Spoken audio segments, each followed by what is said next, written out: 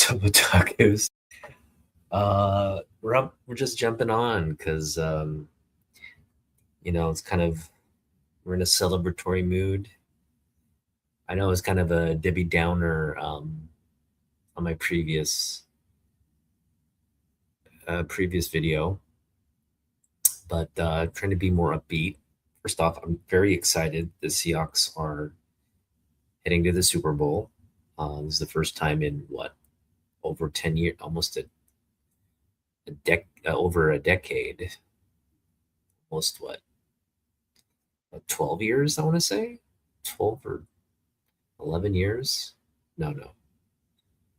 Yeah. Last time we were there was like 2014. So yeah, almost a decade, um, over a decade where we're going back. I was in Japan when Seattle won its Super Bowl and then lost the following year, but never got to experience the exaltation of our first Super Bowl and the parade and all that. But definitely, if it happens this time around, expect me, the whole family, to be in downtown with the rest of the Seattleites, Washingtonians, to celebrate. So that's exciting. I think we do have a really good chance to beat who won the AFC matchup. I didn't even check. Um, I mean, we're gonna beat either or, whether it's the Patriots or the Broncos. Sorry, I'm playing Pokemon Go right now. He's just caught a Pokemon. Been into Pokemon recently because of my son. Kind of late to the Pokemon game, but it's been pretty cool. Um, let's see, Super Bowl matchup. Yeah, the Patriots. So it'll be the Patriots and the Seahawks. A rematch of 2014 looks like. Wow. That's exciting. Uh, I do believe we have the better team, though, but we will see. I mean, I think we should be the favorites going into that matchup. Um,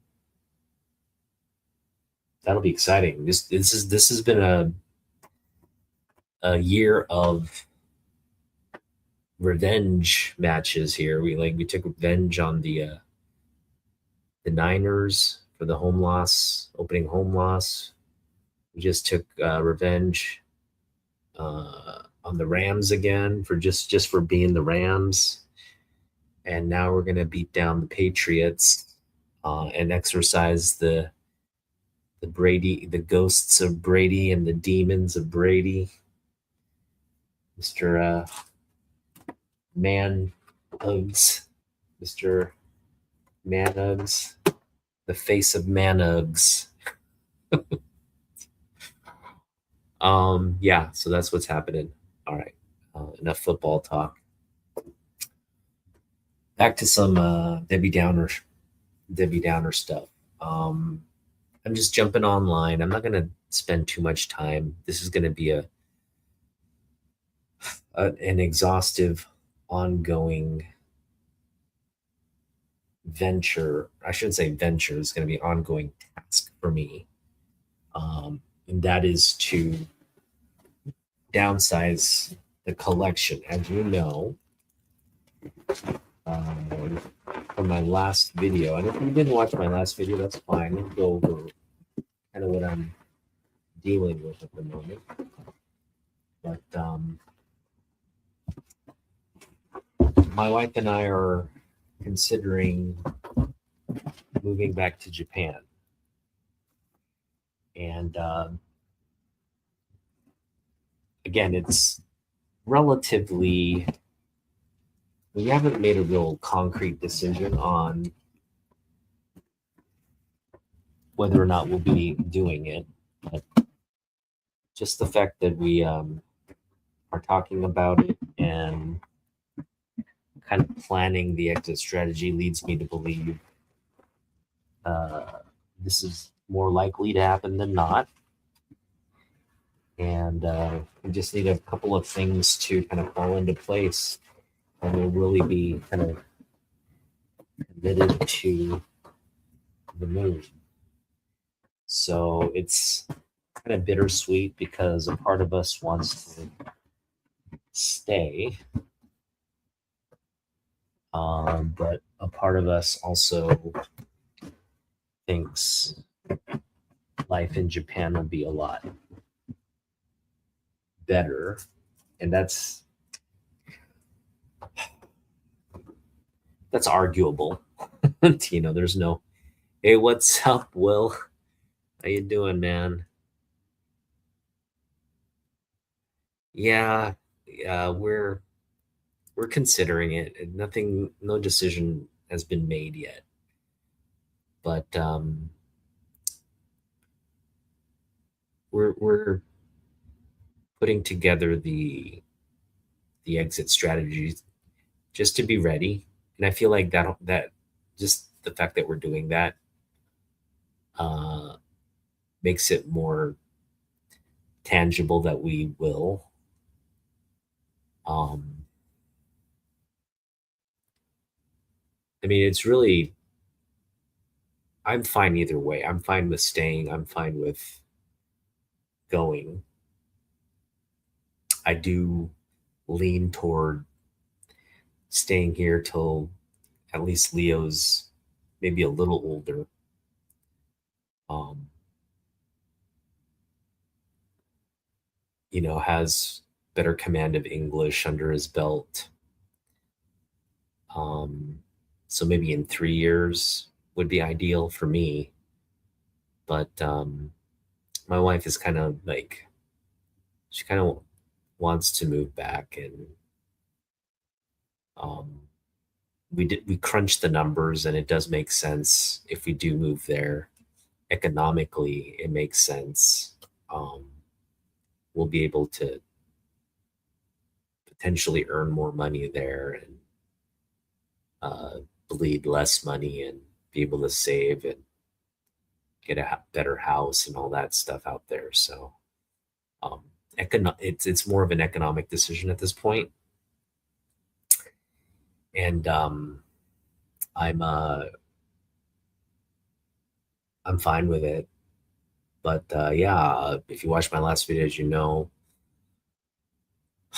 the whole the real bummer part about it is like what I have to do with my collection. Because when we move back, I'm not going to be able to take very many books with. I'm going to try to take as many books as I can, but you know, it'll likely be what I can fit into a suitcase, which potentially we could potentially fit like I want to say 3 long boxes and a bunch of like you know top loaders and whatnot. Whatever will fit into my luggage. I'd rather take comic books than my clothes. So yeah, Texas would be, I think, a good move for the from an economic standpoint, I guess. Yeah, it's just really expensive where we live, unfortunately. I would love that Texas barbecue for sure. Love me some. I believe, Texas has the best barbecue. I know you got all these like regional places vying for the best barbecue. And to be honest, I haven't had like the Carolinas barbecue. I haven't had the Appalachian barbecue or some of the Southern barbecues. But well, actually have had Southern barbecue. It's not that it's good too. But man, you guys just do it. You guys just have the smoke. Is bring the smoke in Texas barbecue, Texas chili too. It's good stuff. But yeah, I don't think my wife would want to live in Texas because of the heat. We're Although we're moving back to heat. Japanese summers are. Hey, what's up, Bagu? How you doing, man?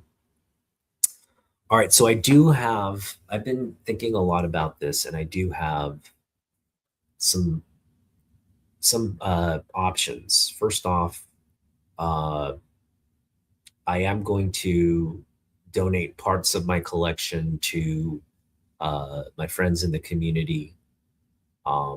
So I'll be reaching out to you to see what you guys want. Um, that includes you, Will. Once I've kind of decided what I'm going to get rid of and all that, I'll reach out to you guys and send you some books. Um, and a part of me, so uh, another part of this is to kind of sell as much as what I can, like in terms of the donation, I can't just like ship out entire like big boxes. So I'm going to try to sell as much of it as I can, my collection. And there are a couple local buyers here. They're always looking to buy, including the people at my LCS. And I'm fine with like just offloading a bunch of books. I do want to get fair value, something above 35 cents per book if I'm just selling it in a bulk kind of collection. Um, like 50 cents is kind of my where I would land. Because most of my books are like keys in some form of fashion, and they'll be able to sell. They're in better condition for the most part. So yeah, I have a couple resources out here who are looking to buy collections. So I'd probably just sell it in one big lot, because that's the most efficient. But I am gonna sell to the highest bidder. I'm not, you know what I mean? Like I'm not gonna get. I have time. I'm patient, so if they're trying to like uh, rip me off, if I get a sense like, hey, if they, oftentimes negotiations go, what do you want for your collection? And I'll put a dollar amount on there. And if they can't come close to that, I can understand being like, hey, the best I can do is this. And if it's just a little off of what I want, that's fine. But if it's one of those situations like I'll give you this and it's like way under what I feel like the collection is, and they go into this justification of like, oh, these are blah blah blah books, and I get the whole like, you're talking to a collector, right? So I get that it's going to take you time to move the books and all that, but that's why I'm giving you the price that I'm giving you. So if you try to, you know, undercut what I expect to make from the books or what I expect to get from for the books, then I'm sorry. Well, we both wasted each other's time, but I'm fine to just like say no. So again, I have several options here. Uh, and if worst comes to worst, if I can't get the price that I want, I'll just donate it to my friends here in the community locally. And we'll see about like I have also a couple other friends who might just be able to like store a couple boxes for me in the interim until I make a return trip. So we may not have to give as much away as originally planned, um, because I think I could be able to store a couple of short boxes. Um, just take a majority, well, not a majority. I figure I could take about up to 500 books with me in one trip and then take another 500 books uh, on my return at some point to come back and visit friends or whatever. So those are options as well. Um, I know a couple friends who would be more than happy to just keep a couple boxes for me in storage and or What's that? oh I'm on my channel. Oh, is there some sound out there? What's the sound out there? Oh, so that's like what's going on up there? Yeah, I'm on my channel. All right. All right.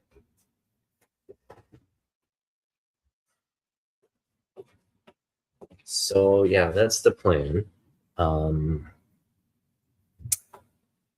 this whole channel thing was based on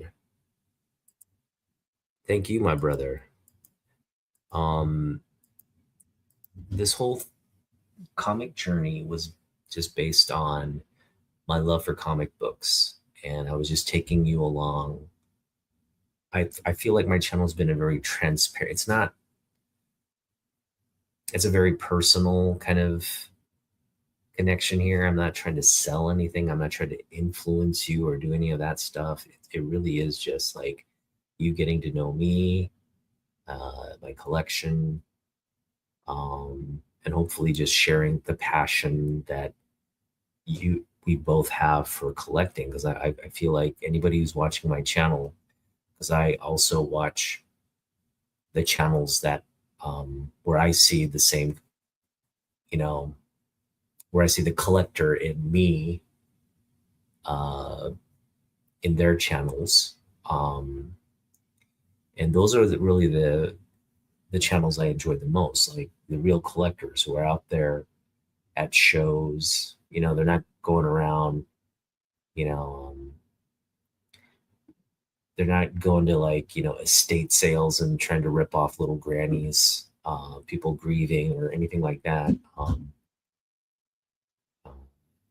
I saw some guy jump on bragging about how he got eight eight short boxes for $300. I mean, he basically uh, that's fine. I think it's a great haul actually. But the person was obviously desperate to sell because the books are worth a lot more. So it's not like I go around doing that, trying to rip people off of their collections and whatnot. But it is what it is. If people need money, if people need to move books, they oftentimes just kind of take cash offers and sell things at a discount. So um, for me, my channel's always been about um, really from the collector's perspective, not from a seller's perspective, or not from some kind of um, you know I'm here to monetize my channel and grow my channel and do all these like YouTube things. No, it's just like I treat this like a video diary of, hey, what's up, fanboy? Thanks for joining, man. Go Seahawks. I hope everybody's here just through your connection to me are cheering for the Seahawks over the Patriots. F Brady. Uh, no, but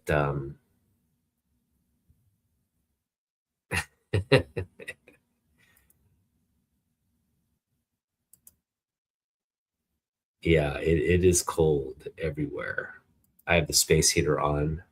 It's actually, it's not as cold as other places here, fortunately. But sounds like you guys have sure it's a thrill of the hunt for sure. Um,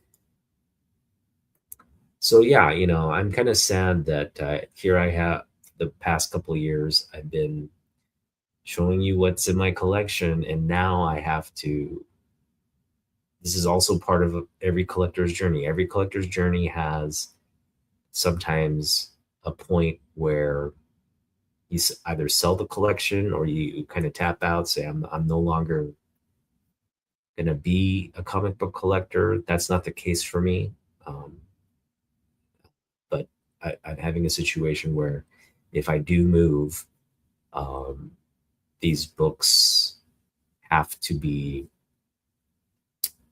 uh, like I have to downsize because what I'll be able to take back, uh, the math doesn't work. I have more books than I can take to meet with me to Japan.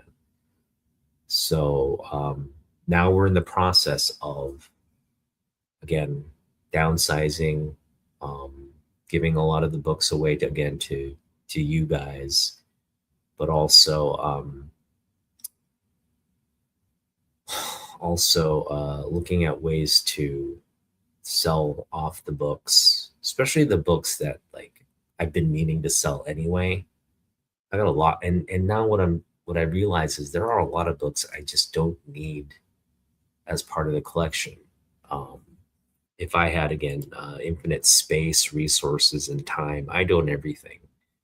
But because I don't, oh, that sucks, man. Yeah, yeah. Our house is. We just don't turn on the heat at our house. The insulation is another thing altogether. But I just use a space heater. Um, our energy bill is just, it's part of it. We just got to kind of, we keep certain spaces warm, but like my room, this area is definite. I got a heater, like a, we could turn the thermostat up right here and have it be very toasty, but we choose not to do so. So I know, I hear you, man. But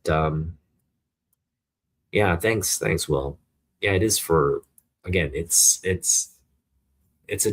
family decision, and I'm not sad about it. I'm not like, oh man, this is the end of my life. I have to part with my books and all that. There are certain books I will not be parting with for sure, but for the most part, I think we're gonna,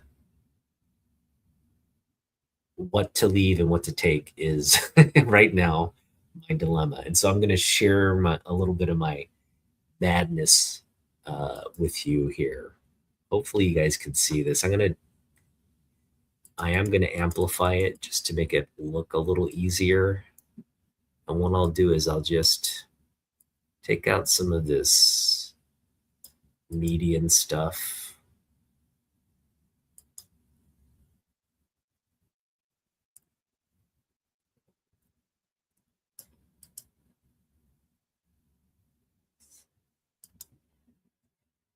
I think it's a little bit more readily visible, correct? All right, yeah, this gives you a good idea of what. Let me go to the top here. This is kind of what I paid. This is kind of the grade, general grade, kind of more specific grade. I was doing Otaku grades as books. And when we did that exercise, we would tend to like write the grades down and all that. Um, so let me expand. I've got this on filter. Let me just show you what we're working with here. This is my entire collection. I'm going to give you a numerical count of what the collection is. And, my collection pales in size to other collections, relatively speaking. I've got 1,979 books in my collection. I'm sure I have a little bit, I have more for the ones that I actually didn't, bother to put on this spreadsheet. Some of the for sale or overlap books, the doubles and stuff aren't counted in this count. But yeah, I have under 2,000 books. So it's a relatively small collection, I would say. Um, no, I haven't decided if we're moving for sure. We're just kind of we're doing the preparatory stuff. In the event we have to move, we just know what to do. We kind of have it planned out. So everything's kind of just planning stages right now. And this included the whole collection because I was saying in my last video, like I'm fine with taking nothing to Japan, like just leaving all the like donating all the clothes, um, giving away the bed and all that, all the furniture stuff, or at least breaking it down and throwing the stuff away. Um, and we have a lot of junk, so there's nothing of real value. My wife's got a lot. My wife has the bulk of the junk. Like there's some like kitchen item stuff that she wants to take with her, but just it's not practical because Japan has different electrical outlets and stuff. So yeah, a lot of it. I'm gonna take my laptop. Um, I'll take again. It's my I have cards I have to sell as well. Um, I'm keeping like there's the figures like the Superman statue. That's a Jim Lee one of I think 2,500 limited edition porcelain cast statues, which I love. This thing has followed me around. I got this in Asia. Let me just make myself.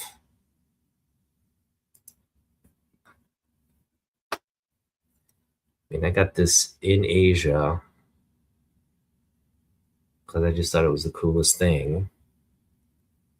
And but it's a big box.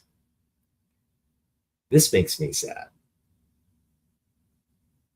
Having to either sell this or give this away makes me sad. Maybe I will take this with me. Yeah, I'll find space to take this with me. Just can't leave Kal-El here. Kal-El has to come with me, protect my family in Japan. We'll keep this. We'll take that with us.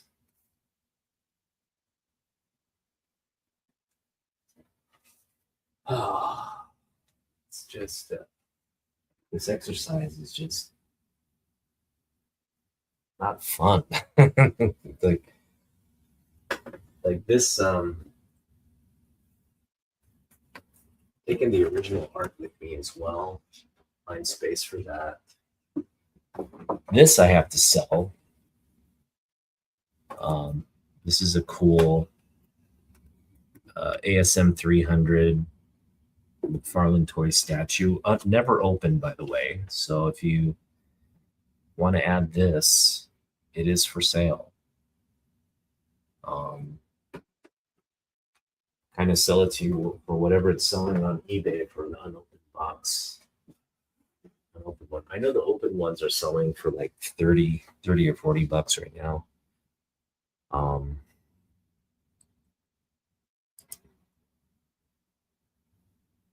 Right? Yeah, that's true because you're saving people time and kind of negotiate over email and all that. So that's good. Yeah, so this is kind of what we're looking at in terms of the collection, 1,900 books. And as you see, I kind of did a I kind of did a just like a broad, we didn't go book by book in terms of what I want to keep and what I want to leave. But what I did was I just did a broad kind of swatch of stuff I'd want to take. And it included all my Superman books. It included a lot of my Jim Lee collection. I have 400 Jim Lee books, so we had to kind of whittle that down to what I would just what I consider the core Jim Lee books, um, and includes all the Neil Adams books, like minus a few ones that I think aren't his stellar works or aren't uh, ones I could probably live without. And we compiled them into yes category here. So let me just show you, filter the yes books. And this is what it ends up being. So these are the ones we'd want to take. And this count out of the 1979 books, we've whittled it down to 684 books. And I feel like that right there is a very manageable take because, again, about 400 to 500 books, I feel like I could just take with me through my luggage. Um, I'm not going to take very many clothes. Um, there's really not a lot of stuff I'm taking outside of just like a few shoes and uh, some toiletries, I guess. Even that, I mean, I don't even need to really make space for toiletries um, because, we'll have access to that as soon as we land. Um, it'll just be, really, it'll be my collection. I'm really just concerned with bringing back as much of the collection stuff as I can. And so, in terms of this initial list, the 684 books. Oh, sorry, I wasn't even sharing it with you. So, going back, um, we filtered this to a keep list. Let me kind of show you that again. So this is the entire collection. Just kind of scroll down. You can see kind of where my foci were over the years. The blue is Jim Lee books. Anything highlighted in blue is Jim Lee stuff. Um, anything highlighted in green is Neil Adams stuff, which is toward the bottom here. And then there's John Byrne stuff, X-Men stuff. Just a lot of different stuff there. There's Neil Adams right there. So these are the books. I mean, I did include the Wonder Woman stuff. Um, although these ones here probably, oh, actually no, I didn't. So now we're gonna go to the stuff I filter out, the ones I want to keep. So as you can see, Action Comics is all there. We got some GI Joe stuff.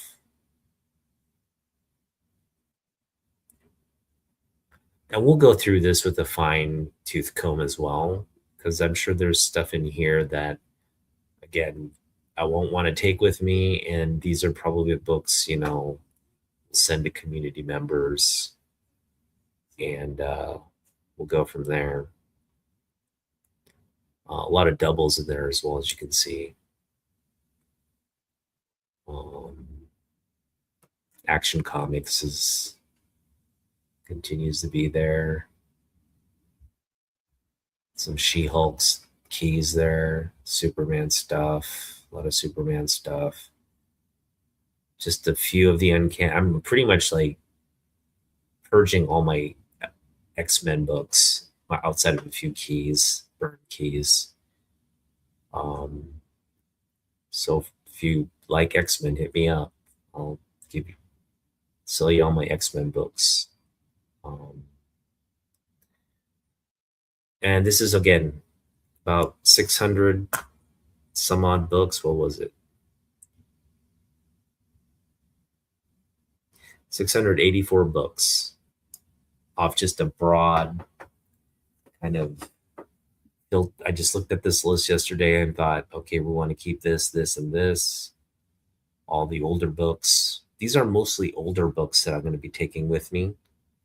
And that's kind of my calculus. Like if it's a modern book, unless I really, really, really love it, it's going to stay. And where this becomes a really difficult exercise is for stuff like my Michael Turner collection, because I love Michael Turner works, But I figure, you know, if we are to someday like refocus our efforts on picking up books again, I feel like his books would be one we could rather easily kind of, you know what I mean? Like it's like their modern books are not worth a lot. I'd only really be taking um, the real dynamic pieces. So the entire Superman, Batman, that's coming with me. The Turner run on Superman, Batman, um, is like his Supergirl covers, his Superman covers. That's all coming with me. I'm taking that Wizard signed copy with me. All the signed books by him are coming with me. So it is a little bit more curated for his collection.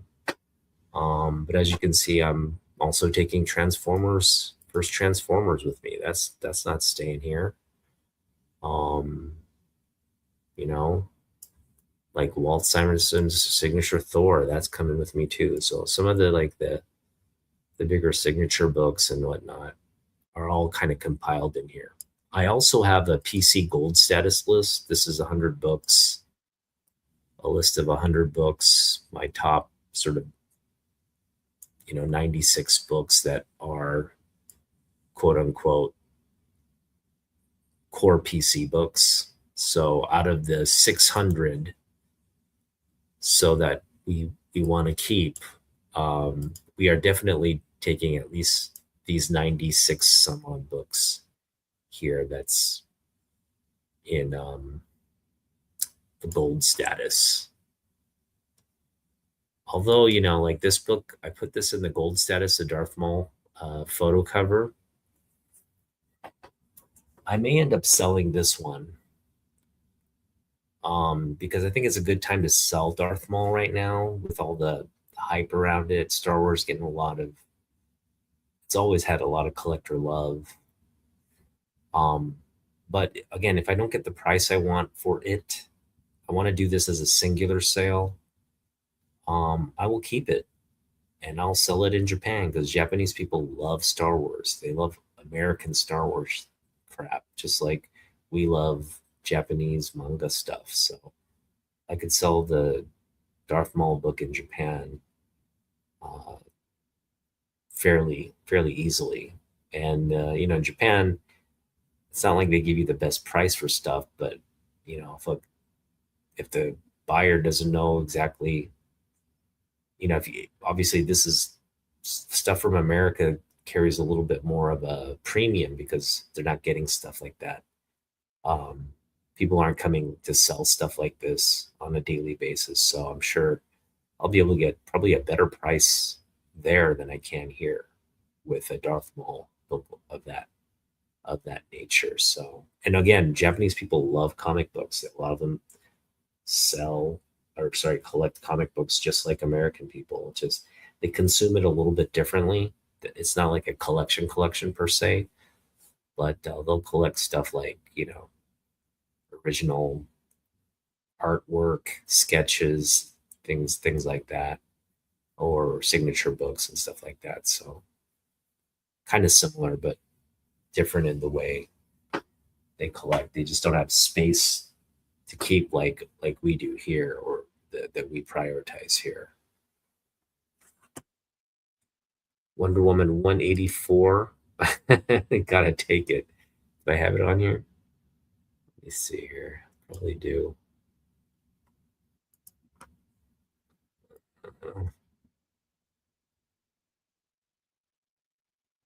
Oh, that's this is a mistake. I gotta take all my Wonder Woman. My Wonder Woman isn't even on here. So let me go do that now. I gotta take all my I just add so much more to this list. We had it down to 684, and now I'm adding more books to take. Yeah, I gotta take these ones. I will take the number one issue here.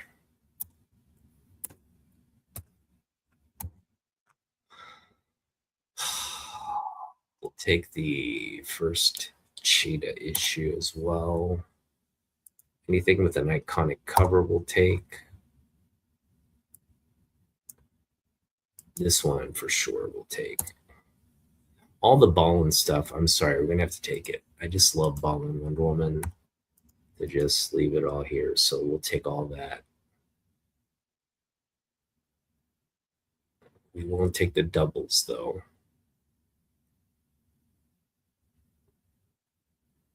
I guess up to there is good.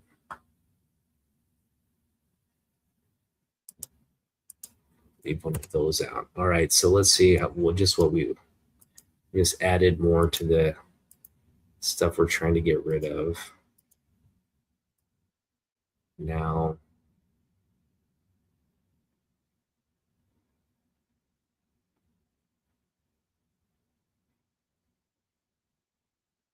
all right, so we got 716 books now. Jeez.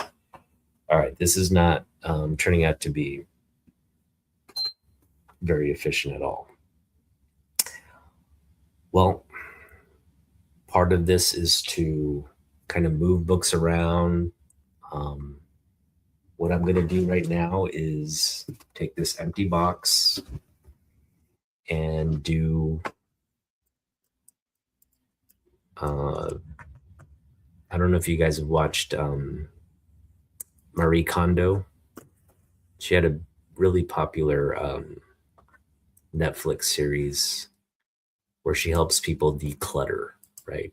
Like declutter their homes, say goodbye to stuff they don't need or use just to create space. Basically, she's like,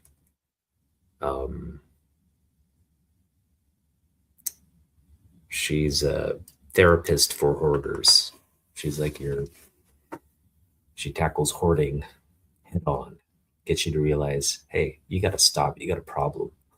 So, but I remember watching that show and taking away something very important is to have the tangible thing in front of you where you say, you have to say, I absolutely love this. It brings me joy. It sparks joy. And it goes in the keep pile. Whereas if it doesn't spark joy, then you're fine to get rid of it, right? So we're going to do this exercise today as a team, as a virtual team here. You guys are going to be observers to my madness here. And mind you, everything's going to spark joy for me. So this is just like almost like Marie Kondo would be very upset. She would be very upset.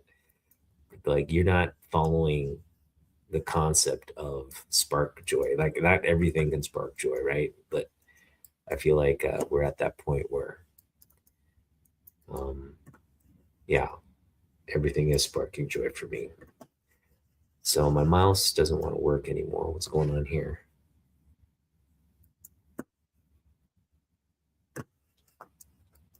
There we go.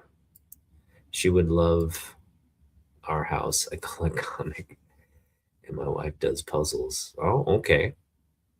So you got a bunch of puzzles and comic books in the house. That's my son would love your house. He loves puzzles as well. I used to do puzzles when I was a little kid, but our my mom never really nurtured that part of me, unfortunately, because I feel like puzzles are great activities to do with kids as a family.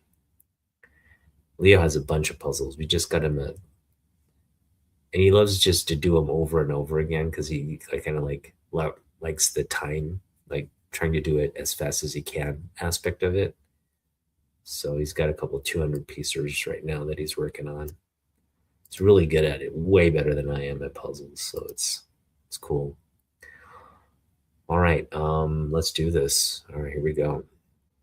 What we're gonna do is we're gonna turn the camera on.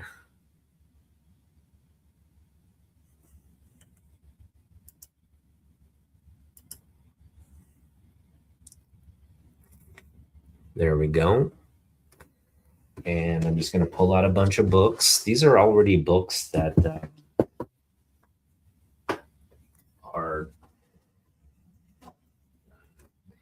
mind you, this is not any kind of anything. There's no science to this yet. Kind of figuring it. I'm doing I'm doing the initial separation right now. This is just to get books ready for whoever's gonna be buying my collection and getting things. Oh man, this is. I'm just gonna do spark joy or keep. Rather simple here. All right, here we go. Now, I do love me some Marvel Age. This is really tough. Um, hang on here. Let's put the books here for now. All right, so we got Marvel Age #1. Part of this whole, excuse me, as I turn the heat on here. Part of this is, let me get the comments going here. So part of this is to look at the values as well, kind of remind ourselves what this is, what the market value of this is. Because it doesn't make sense to take a lot of dollar bin books with me to Japan, right? We want to take the more high valued stuff, given we only have X amount of space to take back with us. So if it's a $30 book versus a dollar book, I might love both of them, but we're going to lean toward the $30 book over the dollar book. And right now, this is technically kind of like a lot of collectors might look at this as a dollar book, given this condition here. It's it's a VF copy here. Nothing to write home about. Not the best, not the worst condition. But in the VF high grade range, this book is going for. Again, this probably is not coming to me in Japan, but just want to do my due diligence here.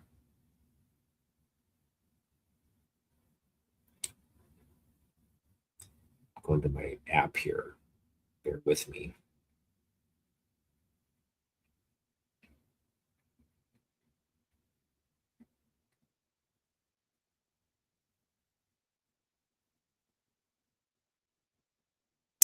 So $12 book we're looking at. That's its book price.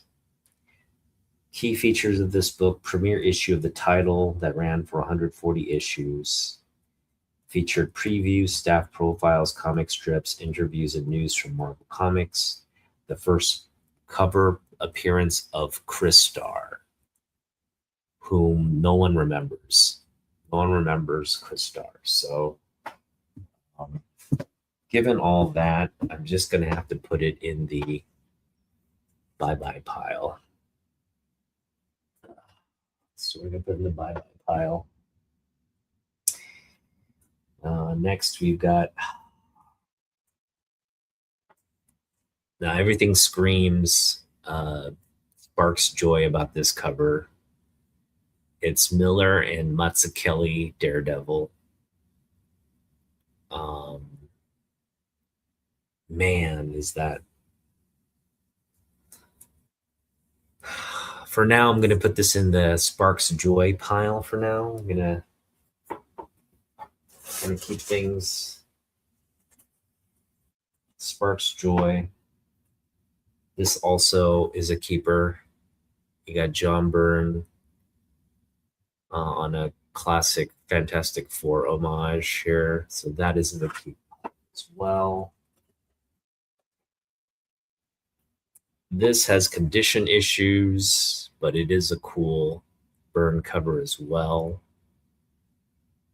Oh man, talk about your bad guys there. That is a beautiful cover right there. But yeah, this one we can probably live without. Not sparking that much joy. Ah, that is sparking some joy. That John Byrne on Marvel Age. I gotta keep this one. I'm sorry. Just gotta keep it. It's just too. This one too. Gotta keep this one. It's just too much late 80s, 90s goodness in this on this cover. You got like Robocop with Ghost Rider. How many times do you see that? With Firestar. Come on, how many times do you see Firestar on a cover? It's just crazy right there. Crazy good cover right there.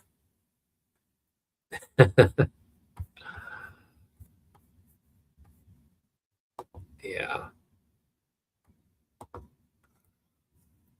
Yeah, John Byrne's Spider Man. Just this is just, and it's a new stand. I just feel like all the things. Like this is the initial phase of like keep or giveaway, and I'm already ending up here with some very dilemma. All right, so this we can do without. I love it though. Love it. This negative space cover here. This is another great Walt Simonson cover. And just really good stuff we're doing. That one goes into the can live without pile. We'll probably get rid of all these alpha flights, unfortunately. It's like, yeah. No, I'm gonna regret giving these alpha flights away. I just love John Byrne artwork. I mean, he's the one that created Alpha Flight 2, mind you. So just feel like I'm I'm choosing to forego the John Byrne, some of the John Byrne stuff. This is a great, oh, man, this is a great X-Men cover though. I feel like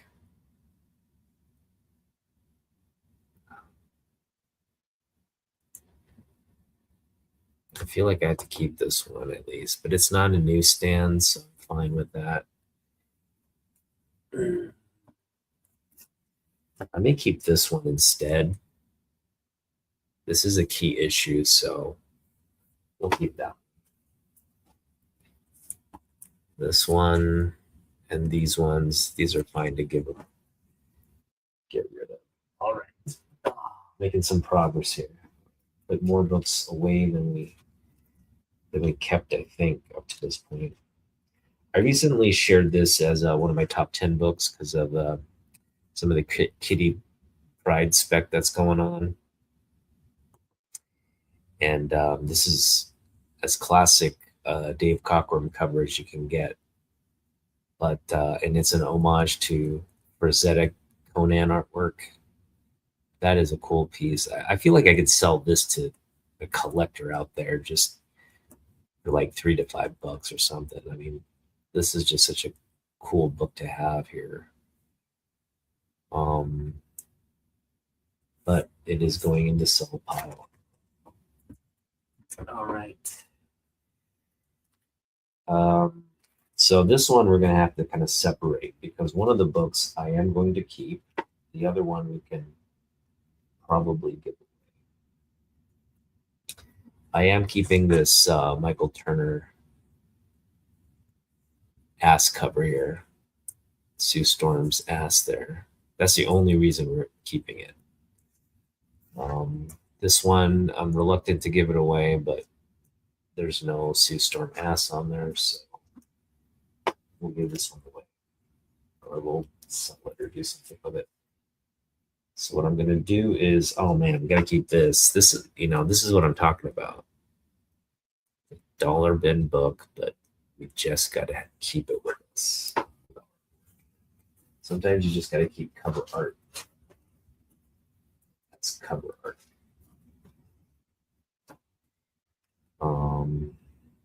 So I'm gonna do this here. I'm gonna take this Captain America book out and put it in.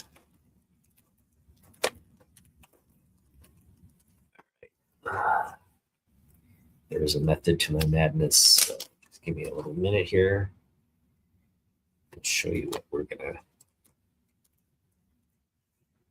So we have this book here. This is a John Byrne Captain America cover here. That's a really nice cover artwork by John Byrne there on cap.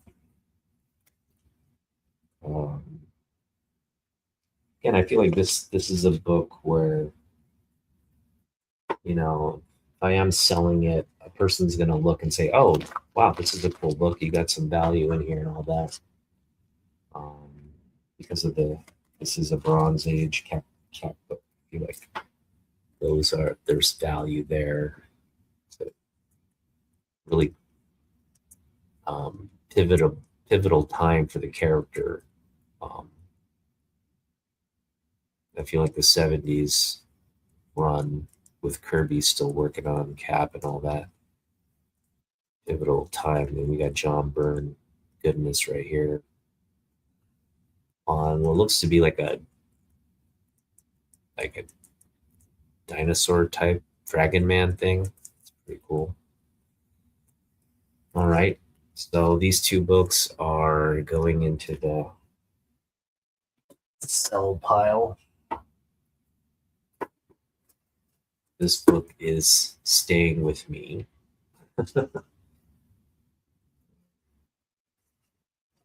Now, again, this is just an initial thing. And obviously, I'm just going through keeping the Spark Joy stuff and separating the not Spark Joy stuff. This one kind of sparks joy for me right here. I don't know why. It's kept fighting all these like Magneto, Thing, and Spider-Man robots here. It's a newsstand edition as well in the direct era. I don't know. I'm feeling this one for some reason. Let's look it up. Let's look up the value. This one's a decent grade too. Let's say it's a fine copy, fine plus, maybe a VF minus. Captain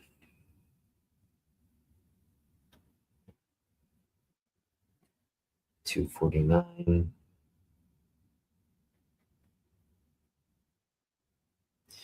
So it's not a key of any kind. $3. Newsstand is $3. Sorry. Yeah, newsstand doesn't really carry.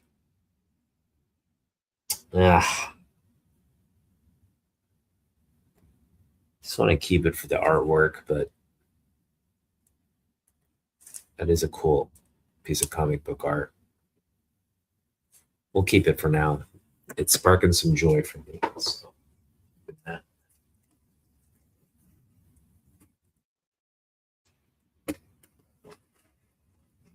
Let's see what we have here. We have He's the People's Choice. This is a key book in mint condition. It would run for $15, but we have a really, really poor condition. This is, like a VG plus, maybe VG. It is a beautiful book.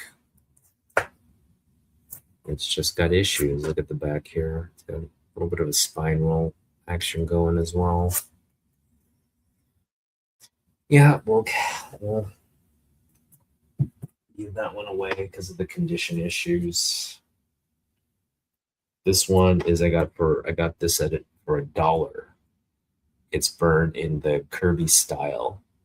Fantastic Four. What is this book worth? Official Marvel Index 2. Don't think it's a key book, but let's take a look.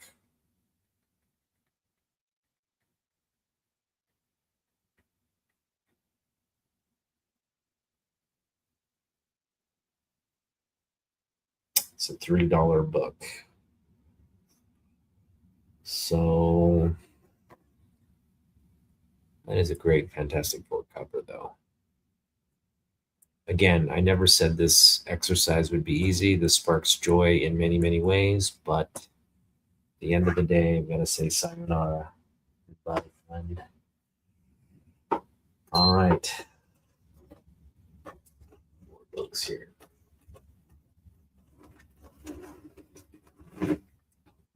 All right, this is just a reprint. So that's going away. Man, we're getting into some of my favorite John Byrne books here. I really think his run on Fantastic Four just so undervalued for what it is. And I know,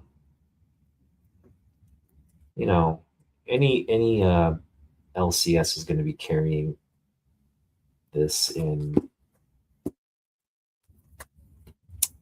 spades. So I mean, it's not like, I don't know, for like a cover like this though, the condition, I'm probably going to keep this one. Yeah, I'm going to keep this one. That's just a beautiful cover right there. All right, we'll keep that one.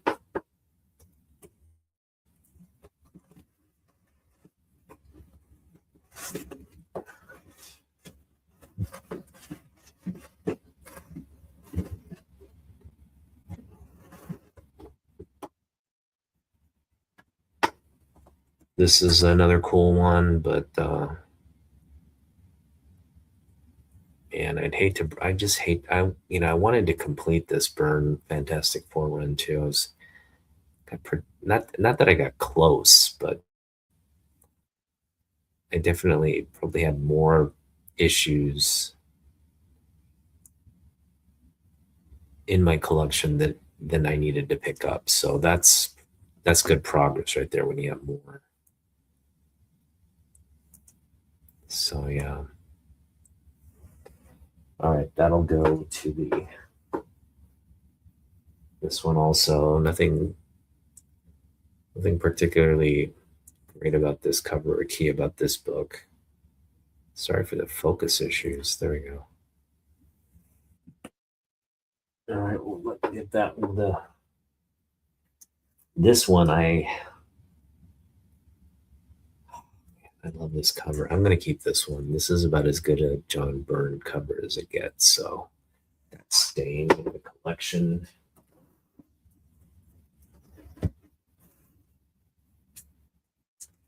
This can go.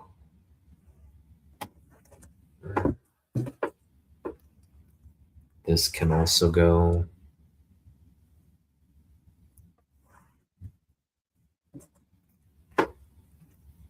I have 2 copies of this book. This will stay. In fact, I have it on my list of books to keep. But that will stay.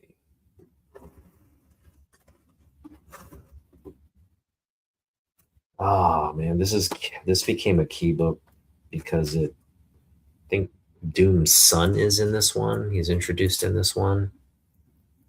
That's just a killer Burn cover there. This is staying.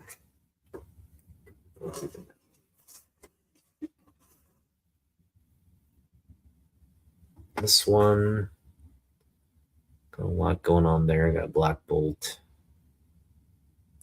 Sue Storm, action there. We'll give that away. We'll sell it. This one's a cool X-Men. I have 2 copies of this, so what we'll do is we'll keep one and we'll sell the other. That's what we'll do.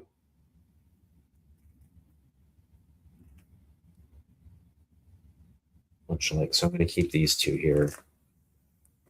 These 2 copies here.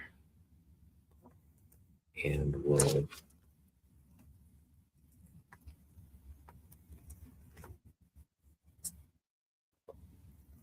give away the direct edition ones.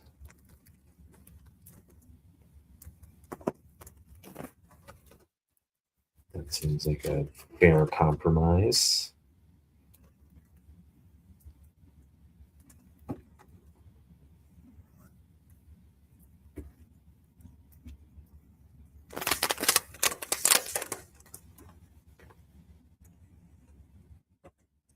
Now, one of these has the tattoos, one of them doesn't. This one has the tattoos.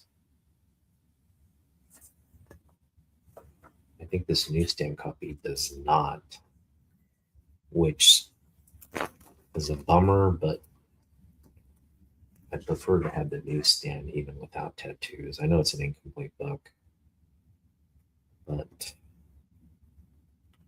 yeah, this is just, yeah, they took the tattoos out of this one. See, let's look at the condition here. Condition will ultimately decide. This one has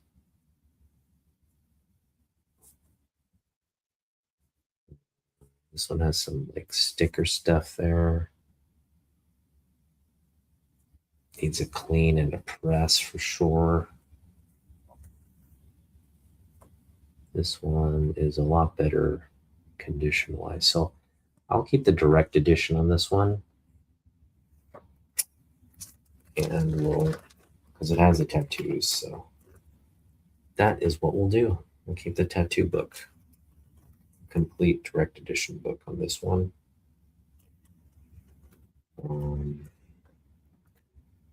And we'll sell the lesser condition books. Yeah, this one's, yeah, look at this beautiful John Byrne artwork here. Look at that. Whew. That is some freaking goodness right there. Freaking goodness.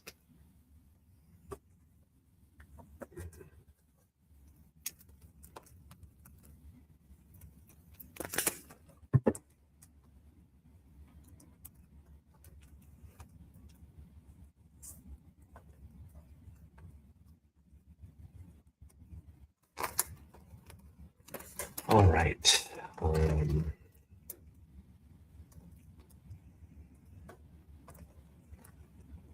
Thanks for sticking around, guys.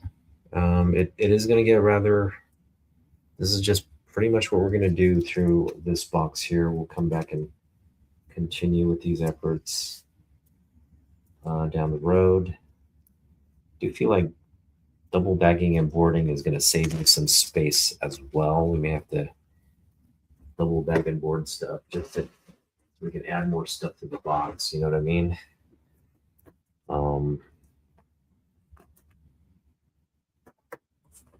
But yeah, I do not want to part with these books, but doubles, there's no justification for keeping lower grade doubles. So these lower grade doubles here are going to be in the sell pile. There's another great cover here that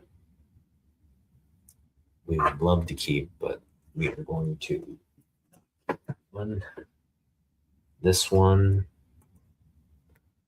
The Smoldering Doom Mask. I feel like this one has to stay with us. Condition wise. Yeah, this one stayed with us. Just want to keep the Fantastic Four books that this one, oh man. Gonna John Byrne message on this one. Hey guys, I know it's assistant editor month, but let's not do anything too silly on the cover, okay? Love and kisses, John Byrne. The Trial of Reed Richards. That is a cool ass cover right there. Let's see what this book's at. I think it's a key book here.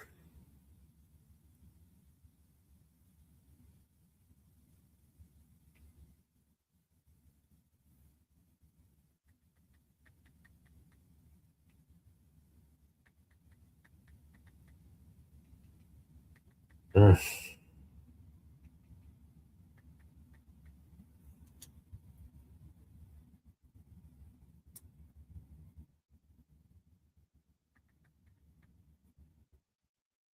All right, 262. Let's see what's going on here with 262. Oh, they're not listing it as a key. That's interesting. All right, I guess it's bye-bye time. We got the Thing, Johnny. Oh man, we'll say goodbye to the Thing and say bye to Johnny. We got this great cover here. I figure with the Mole Man monster cover where we have Burn on it, this one isn't as urgent that we keep that one. Ooh, here's a Doc Ock and Reed Richards cover. That is cool. That is cool. Is this a key book? What's going on here?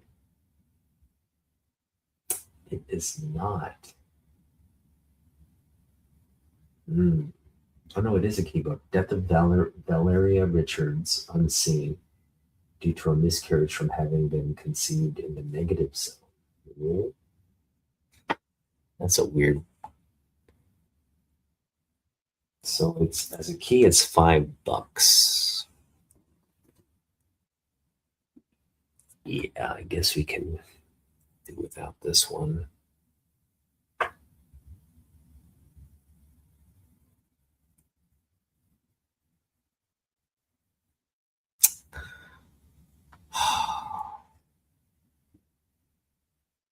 Kind of want to keep it, but there's more stuff here. I would rather have like this one here. This is, I feel like this is a keeper here. Mask of Doom.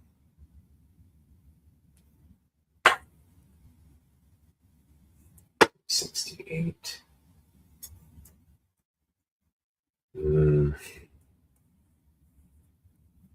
Pretty decent condition on this one too, given the dark cover.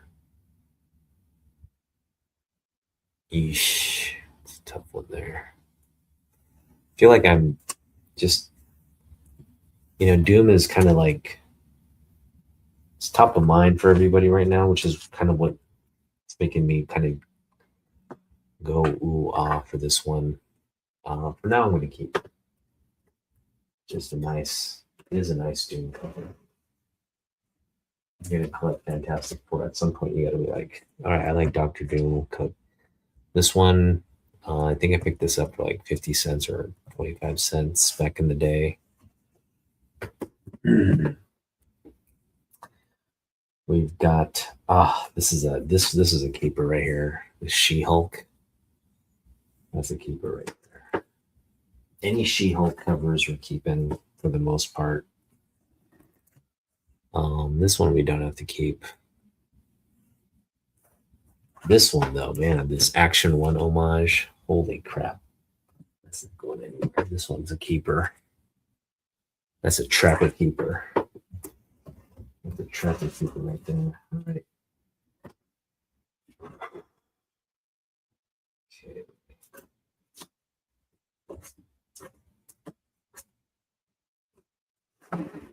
All right, we got more Burn Hitler cover here. We're gonna keep that one for sure. Right. Gonna keep this one. I just love me the She-Hulk stuff. So.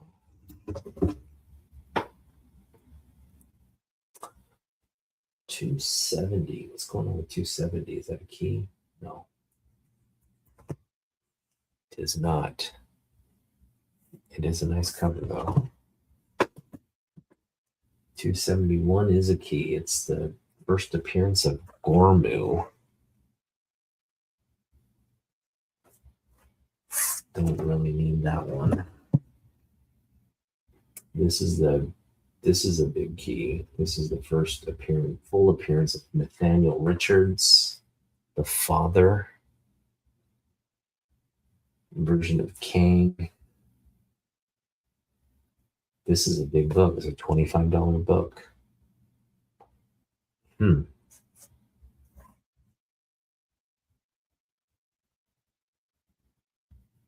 All right, we should be able to, I'm going to put this aside. Should be able to get, I mean, I am going to sell this one, but I do want to kind of mark the bigger books. So we'll put this in on this side of the box here. $25 there. Let's put the keys on the side here. Another key here. Okay, this one. Get a couple of keys. Yeah, I don't remember now. It's the key. No. All right. I got doubles of this one. And I do love, this is like one of my favorite, this is like one of my favorite covers. And this is when Stan was still alive when I picked this book up. You know, this is kind of based on Stan.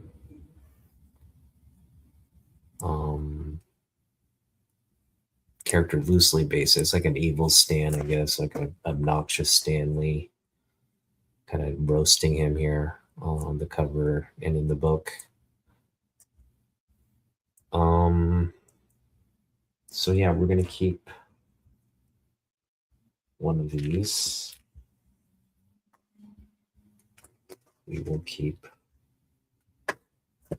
this one here. Hang on.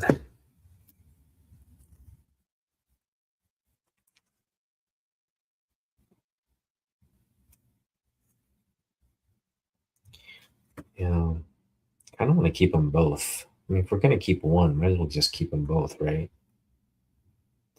No, that's the hoarder in me talking. No, we gotta. No need to keep them both. All right. Don't want to sell it though. My goodness. This is exactly the reason we don't want to sell stuff like this. Look at that. Burn just going all out sexy with the She-Hulk stuff here. I can turn it around for you guys to look. This is like pre She-Hulk series, but he was just getting warmed up with She-Hulk, like, you know what I mean? In 85, he was like, She-Hulk's coming.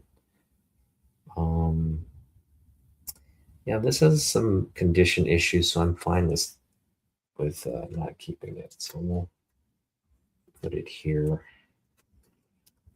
with the rest of our cell stuff. I figure at some point, you know, first off, if I do move to Japan, comic book collecting will take a backseat to probably other stuff I will want to collect in Japan. But that's not to say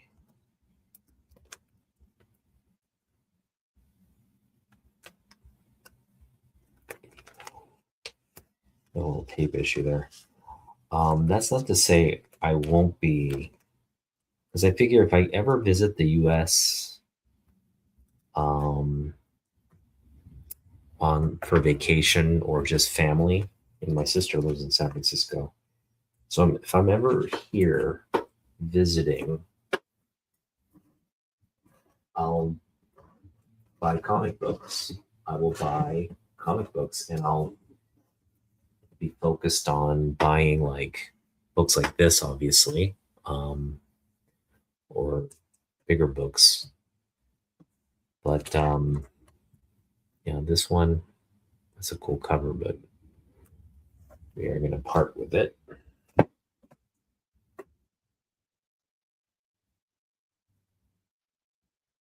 And let's see here. This is a key as well. This is the Battle of Franklin Richards versus Mephisto that resulted in Mephisto's defeat. It is a $5 book. We're fine without it. Goes in the key pile. This one we have 2 copies of as well. So I can figure it's an $8 book, Origin of Dr. Doom. We will keep one of these. In fact, we're going to keep a lot of these here. Keeping these ones here, this one, keeping this one, and I want to keep this one too because it's just a cool key and cover there. So part with 2 of the books. Yeah, there's a direct copy here that we'll just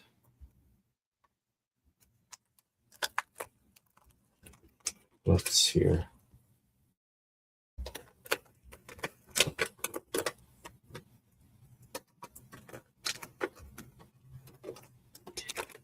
What's going on here? I like this bag and board here. I'm going to keep the good bags and boards too. So let's take this one out. That one we won't keep. I'll keep the better bag and board here for this one. And this one's in shape too.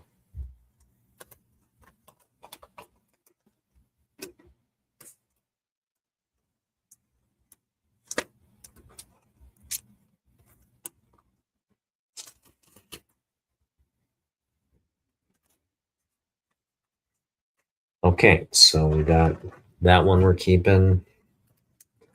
This one, we don't like She-Hulk getting stepped on.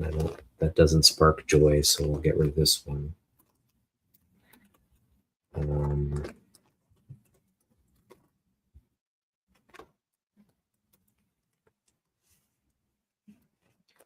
Already I'm running into a dilemma here. It's like, I've got all these books that, we got 700 books that we technically want to keep.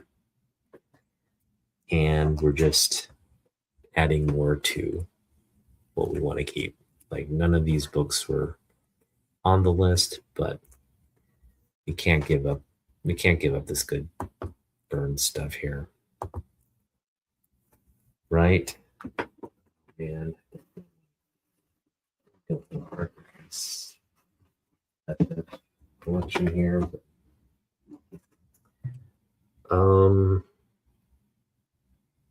I really like this Hulkbuster cover here. This is the age of Ghostbusters, and you have Hulkbusters there. That's a burn cover. It's a classic burn cover there. Maybe we'll keep that one. All right, we got some.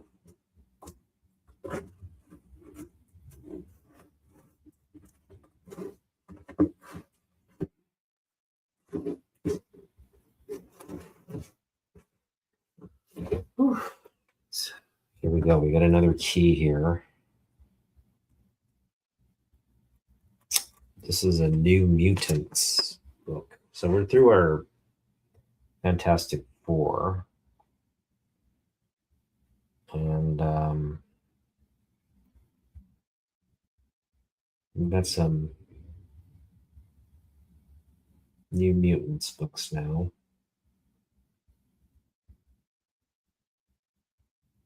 This is the first cameo appearance of Warlock and the first full appearance of Demon Bear. So it's a key book. This one has some condition issues and it would vastly improve with a really good press. But you can see if I can kind of see some rippling there in the book. This is probably a better, I don't know if you can see the top of the book there. Probably not.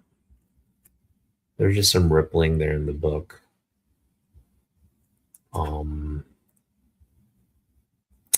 This is a beautiful Bill Sienkiewicz cover, though, man. Look at that.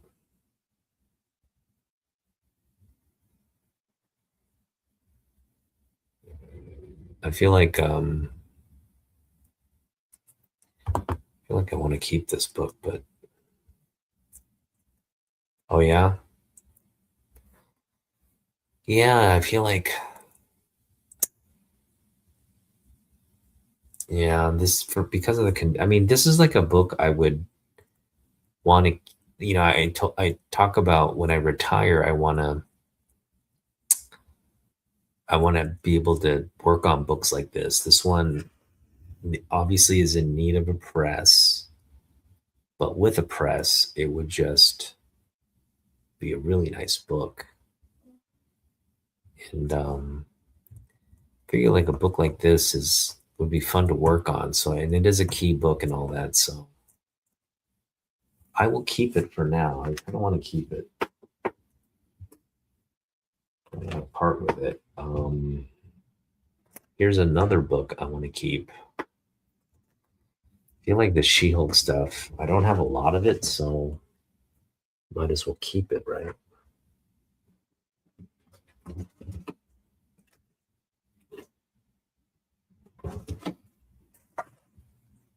Oh man, yeah, I'm just gonna keep the She-Hulk stuff.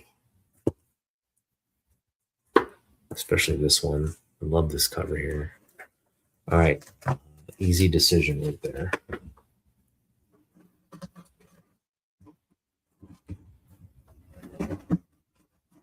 Up to now, everything I'm keeping here is, as you've noticed, mostly John Byrne related stuff. And we're going to get into more. Here we go. Here's something, and we've got 2 copies of this X-Men. One's a newsstand.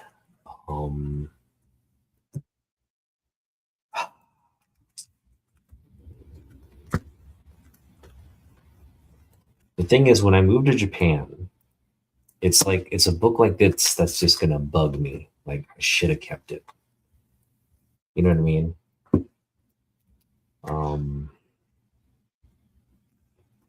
So like this first Namor, it's a key book. Got the second issue as well. This is not really what I collect outside of the fact that it's just burn art. This too, West Coast Avenger stuff. That's a cool cover, but I won't miss it when I'm in Japan. Whereas this book, this newsstand Age of Apocalypse book, I will hate myself for. So we don't want to hate ourselves. So what we're going to do is we're going to keep, since we have doubles of these, we're going to keep this book. In fact, I want to keep this bag and board here. They're both good bags and boards. What to do. Let's just take this one out. This is a direct edition copy. And we're going to put this in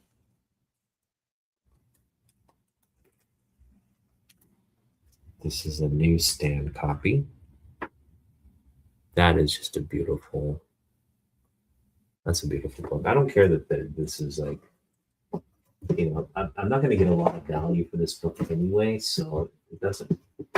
For me, like keeping the book makes more sense, right?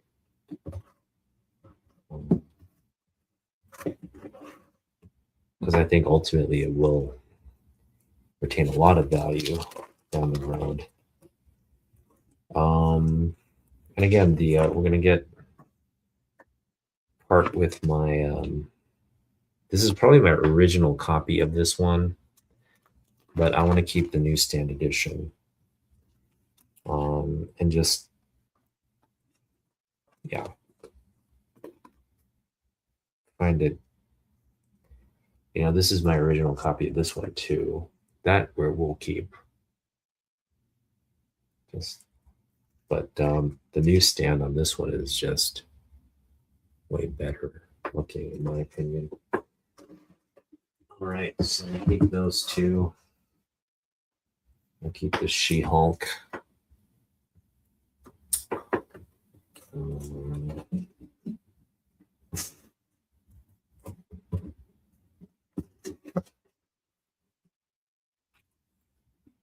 We'll keep this Wolverine number 2.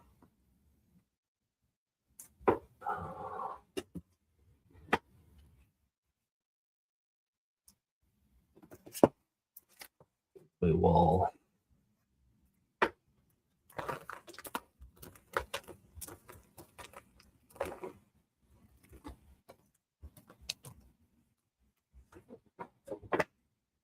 we'll get rid of our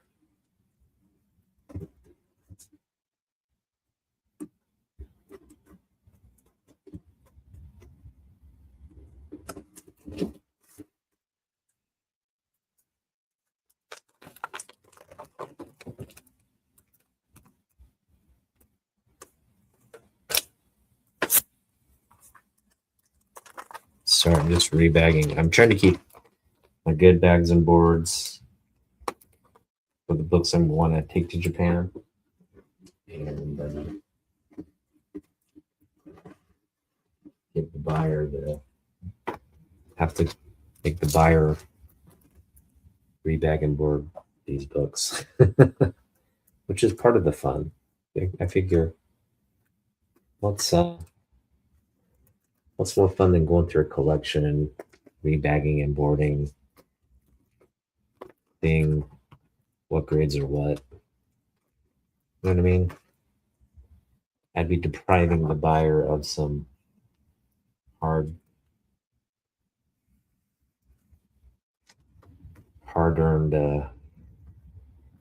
collection time with my collection.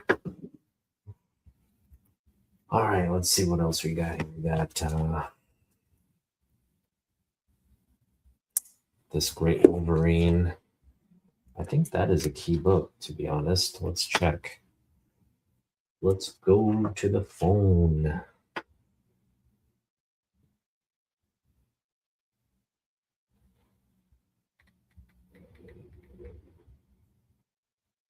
There are ones in this Wolverine run that I do want to keep. So this one is not a key. So that's fine. We'll put this one. Now this is a key. And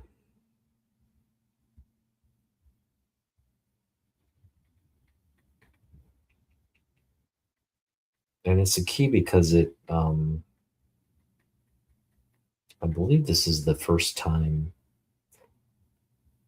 It's a first artist, if I'm not mistaken. Oh no, this is just the first issue. First issue of Marvel Comics Presents. It's a $12 book. And it's a Walt Simonson Wolverine cover. Yeah, that's a key book right there in decent condition. I think we will sell that one. Goes into my key pile. This is the first Jay Lee artwork, if I'm not mistaken. First Jay Lee artwork here. That one we'll keep. That's a big key that I love Jay Lee. This is Joe Madureira's first artwork in this one. That might be his cover right there. Joe Madureira cover. No, that looks to be Sam Keith. Out there.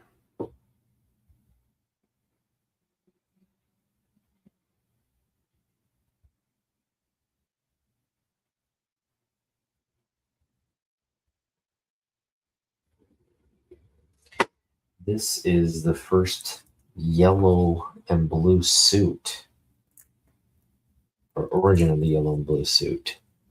It's a $15 book. That's crazy to me. We will sell that.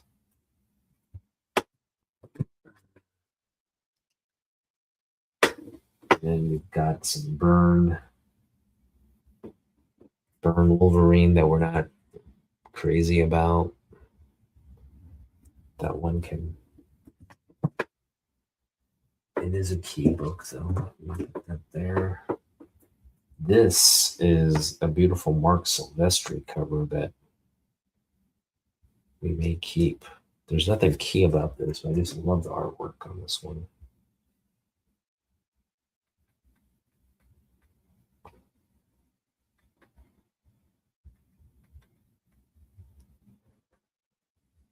Wolverine 57. Oh, it is key. It's a Death of Mariko Yoshida. All right, yeah, we'll keep that. It's a key and a beautiful cover. All right, this one, that's just a cool book right there.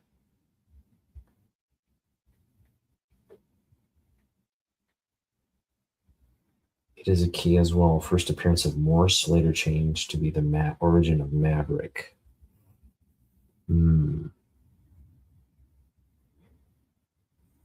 I like the cover though.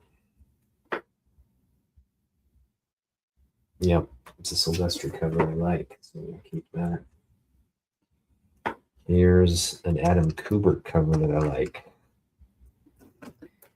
And we'll have to keep this one as well, because this is my original copy of this book, as well as this book.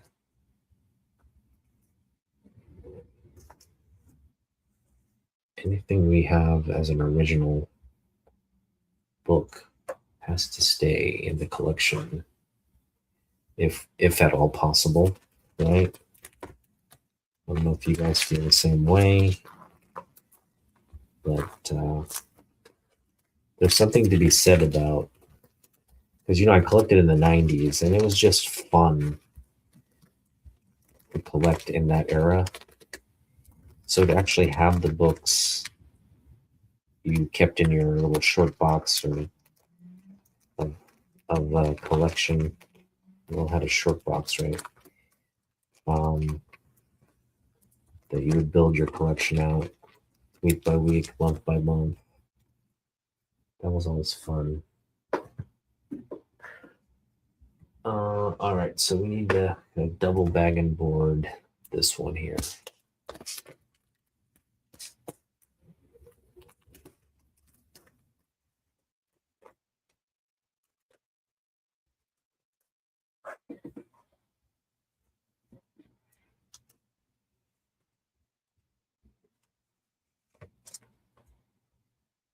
All right, so we got some original collection goodies here.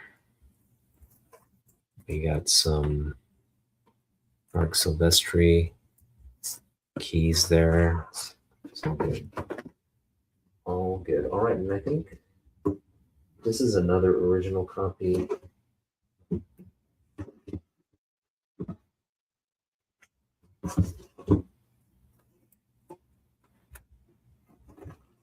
I feel like we are making progress here. I feel like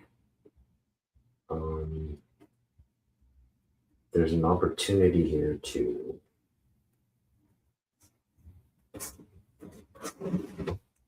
maybe, the ones we're considering keeping, there's a real possibility we can end up taking those with us to Japan. So, going through again, sell.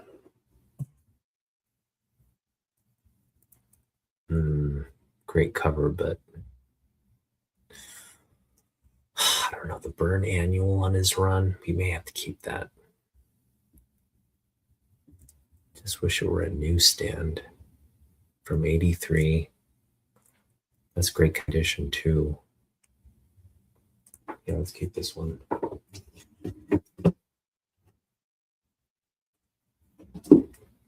This one we will part with. I know this is a key also. This is a key of some kinds. The key pile. All right, we got some Bolland goodness here. What's great about Bolland, I picked up all of these books really cheap. And as much as I love Bolland, I cannot take all of this stuff, as great as it is. I mean, I'm not even that big of a Judge Dredd fan. So I figure these books here, just having, because I know these will sell. These will sell in any collect. I mean,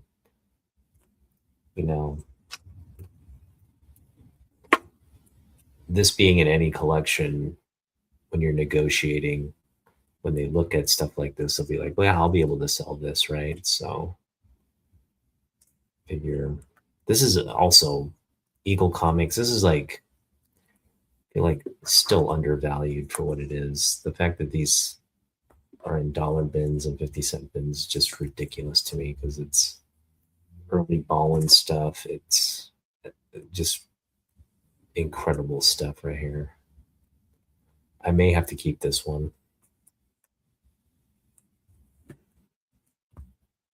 I may have to keep this one.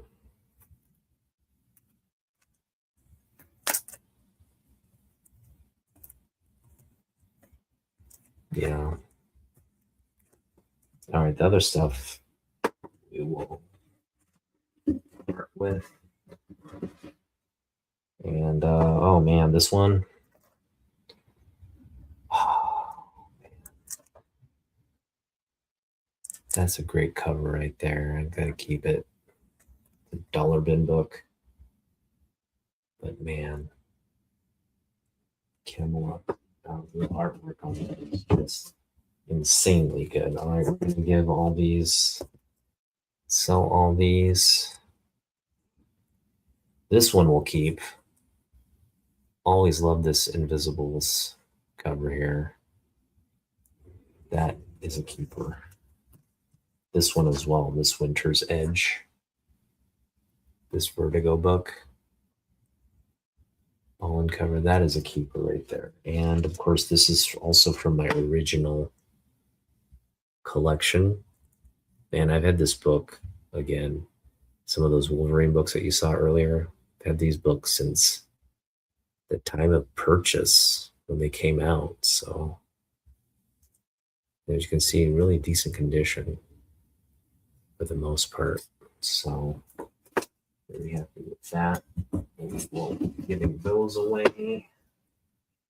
Something like that. So yeah, out of pretty much out of this this little box here, I'm going to make myself big for a minute just to show you we did make some progress here.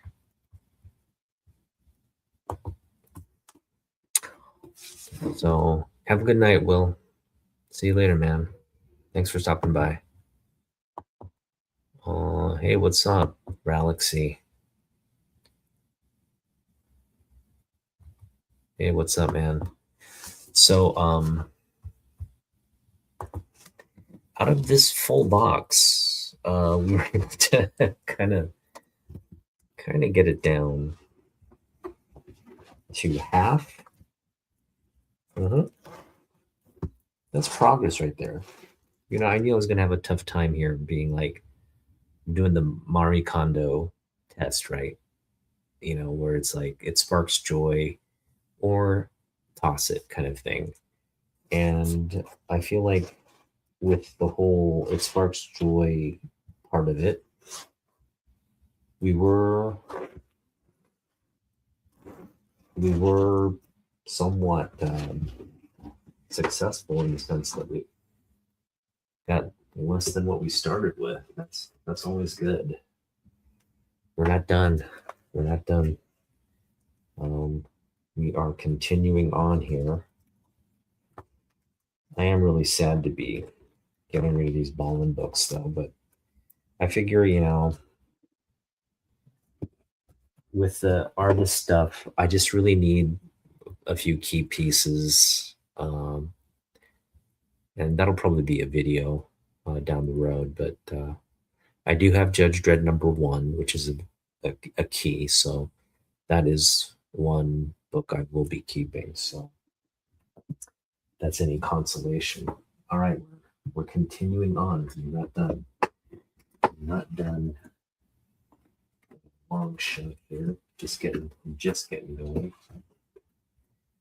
And now we're getting to our DC books. We're getting to DC books. Okay, so bear with me. I'm gonna put this on my bed so we have some room here.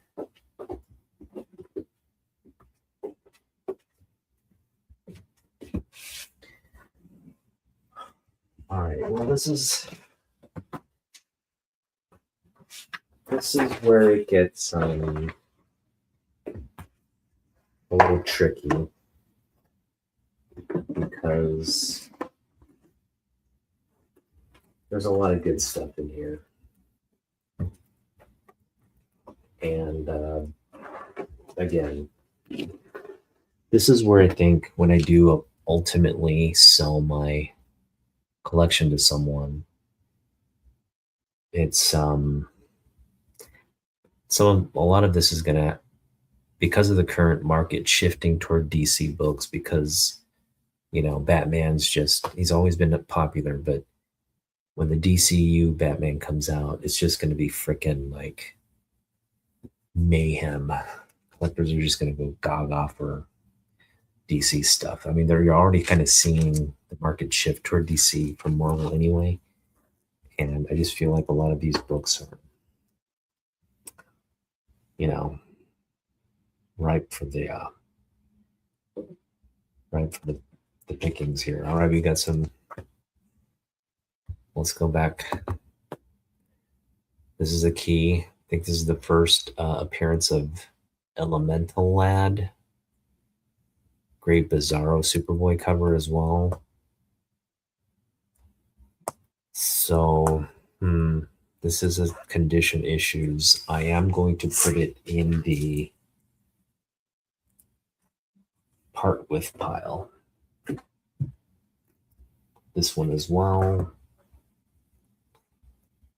I thought Amy's book would stay with me forever, but Amy couldn't keep your book. Sorry. This is an interesting one. For now, we will keep this one. I like it. I like it a lot. All right, so we'll keep that one.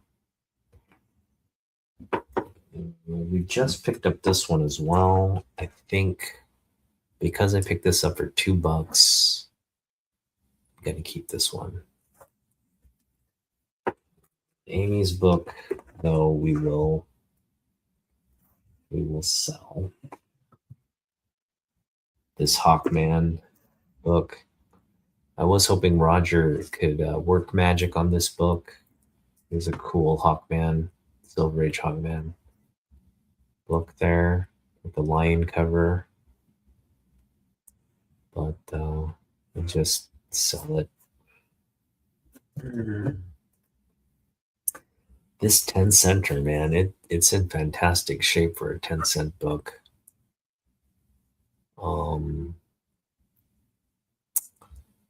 But I just don't. I feel like some of these I need to really weigh whether. So let's take a look at the value of this book. Now, this is like like I want to say it's like a VG copyright. It's a VG book. And I just want to see, kind of put it at mid grade value, right? Detective. What number is this? 288. Nothing key about this, just a great.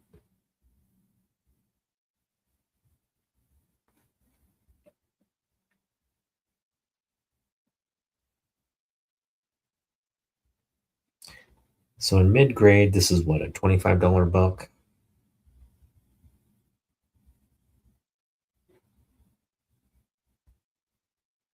It's just this era is such a great era for Batman. Yeah, I'm going to keep this book. Just the yellow cover, everything. This is, believe this is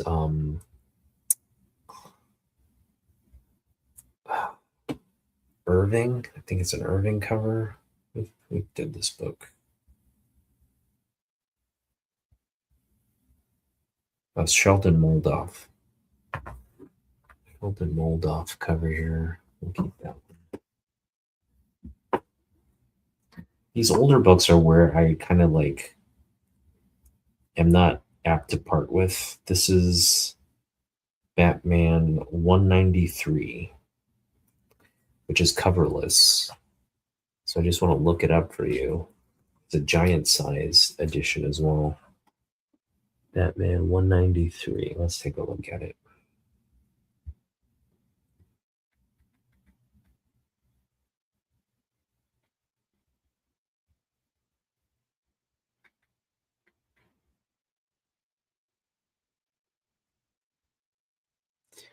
So this is the cover of Batman 193. As you can see, it's one of these like multi-panel kind of ordeals.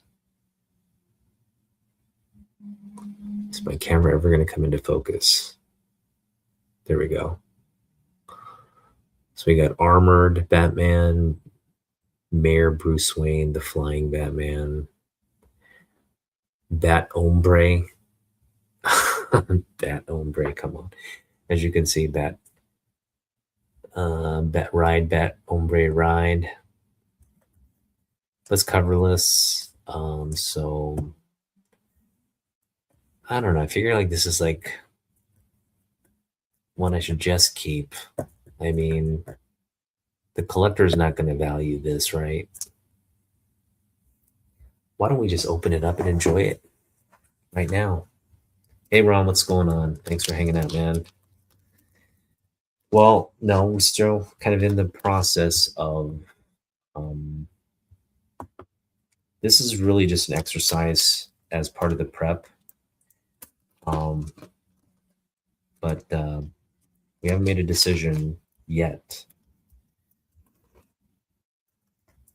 But you know, we're close. And again, I feel like if I don't do this now, even when the time comes, look at that ride, Bat Ombre ride. That is that's some crazy. It's a Mexican Batman. That how cool is that? All right, we're keeping this for sure. This I feel like has to be a classic story right here. Bat Ombre. He becomes like a desperado or something.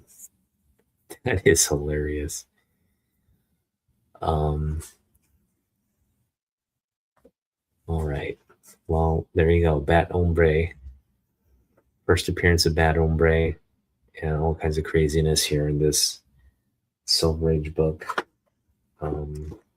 This book is from 1967.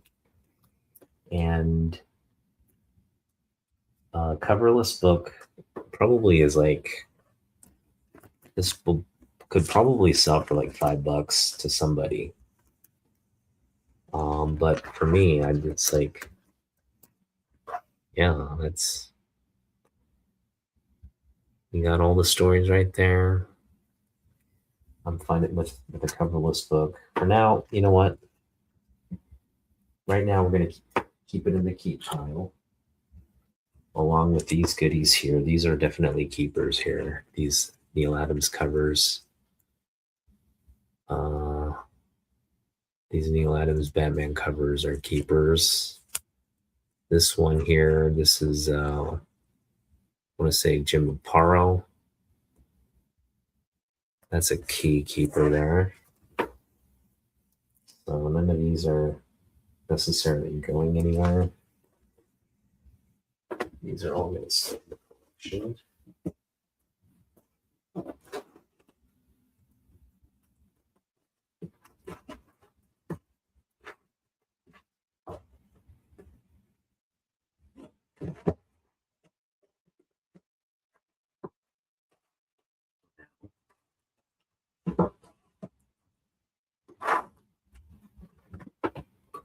All right, more Batman stuff. And this one I know I'm going to keep because it's super high grade, first and foremost. And that is some Hannigan goodness right there. There's some Hannigan goodness. And then we got some Sienkiewicz goodness right there. So these two key issues are staying with me, as well as this newsstand Ballin Batman. That's staying in the collection. That as well. And this Neil Adams one. I've got two of this, so one of them I guess can go, but one of them will stay in the collection. So let's see here. Let's take this annual out. There.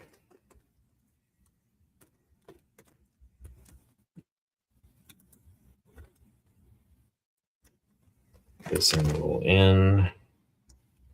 They're both really great condition. We're taking out this Ballin Batman.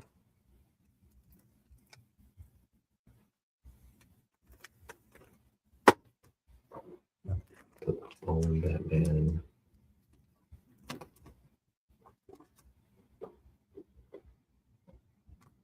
Talk about a great era of Batman here. You got Ballin doing covers. You've got Marv Wolfman writing the story. And you got Aparo and DiCarlo on the artwork. I mean, that's all-star. That's an all-star book right there. That's an all-star book. Not even joking there.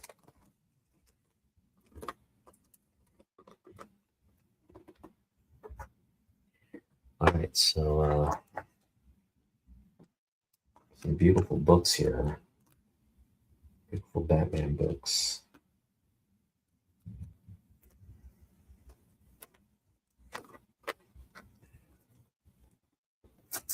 Yeah, I joke about how much we hate Batman and all that, but at the core, I do love Batman.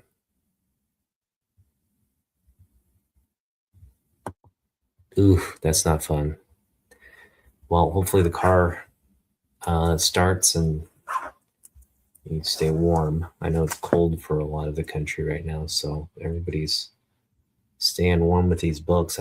These are some hot books here. Hopefully these books warm me up. This Ed Hannigan cover, again, is classic Rogues gallery plus the key. This is, I think, the first Killer Croc or Killer Croc origin or something key related to that. So got a lot of freaking goodness right here.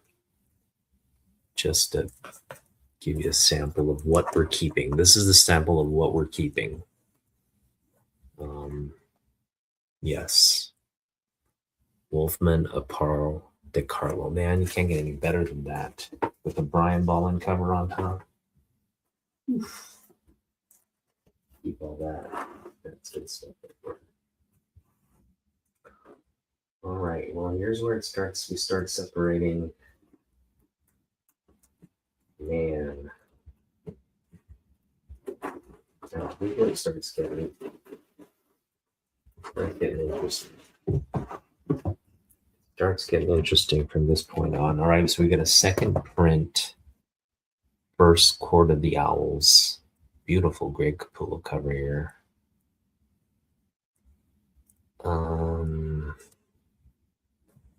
We will part with it. It's a big book though. Let's put it in the key pile here. We got Detective Comics, the Jock cover here.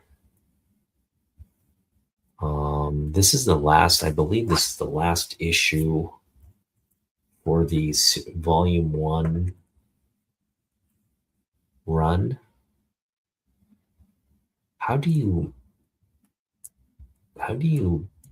end a run once it's hit 881? I don't know who made that call. I know they've restarted the serial,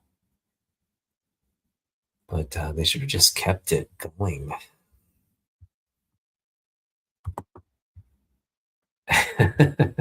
Okay. We already knew that. We already knew that. I want to keep the Jock cover because I just feel like Jock isn't somebody I necessarily collect, but I just feel like there's this like subset of people who love Jock's artwork. And to be honest, he does have a very unique take on interior art. And he has a very unique art style, as you can see. It's kind of very like violent ink strokes here, or I'm gonna say he's using like paints or something. I don't know. Maybe these are really because I know his Joker cover, the famous one, is like famously oil on ink. I mean oil on canvas for that one. So these are like actual art pieces that he's producing for these covers, and that's kind of insane to me that anyone would do that. So I kind of like this book, and it is key, so we're gonna keep it.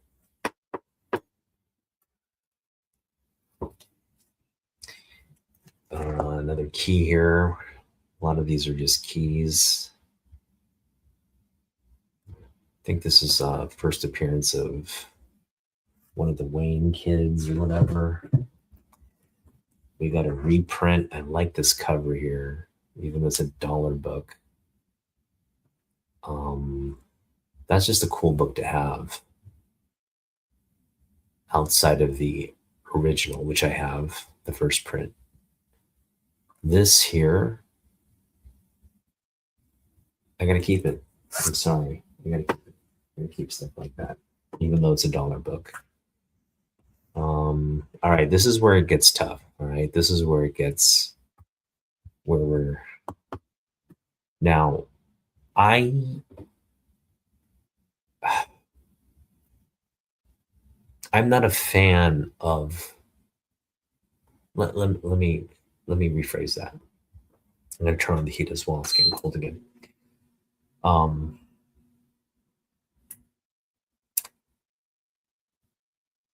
I'm a fan of Carmine Infantino art.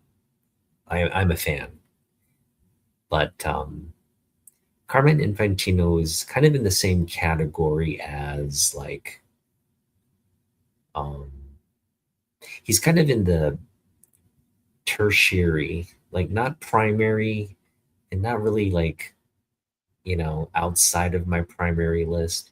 He's really kind of in the more tertiary area of artists that I like. And that includes guys like Jack Kirby. I would say one up from that tertiary list are artists like Joe Kubert. Like I prefer Joe Kubert's stuff over Carmen Infantino's stuff. But like my point is like Carmine Infantino is an artist I like, but he's not kind of in the upper echelon. The upper echelon would be like Joe Kubert, would be like a John Romita senior, not junior. Um, and who would also be like in the upper quadrant? I want to say like if it's like a again just going primary, secondary, tertiary. In the secondary group, I would put like Mark Silvestri has fallen out of my primary. He's definitely in the secondary though. Who else? Jay Lee. Jay Lee falls into the secondary category, right? So like Carmine isn't necessarily kind of like in my group of top tier artists, but I do I feel like if he should get credit for anything that he's done throughout his career, it's this period of Batman. And that's because he, first off, Batman in the during the television run, we're talking about the television series. I think it ran for like 4 seasons, if I'm not mistaken. Um, and that was a hit TV show.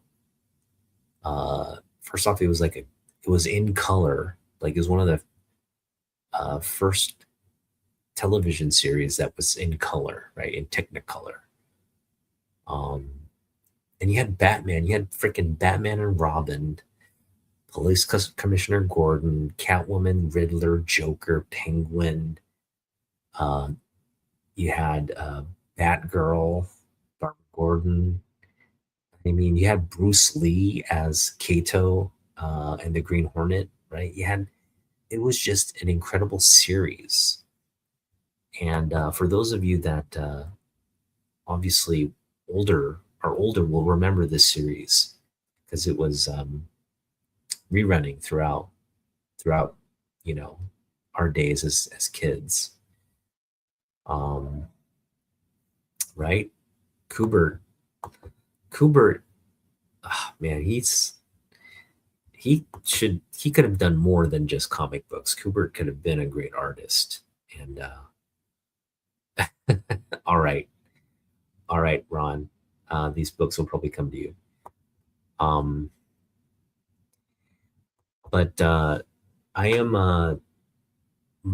my point is like Infantino is a great artist, and I think what amplifies his comic book art, his style, is just this run here on Batman because this is I want to say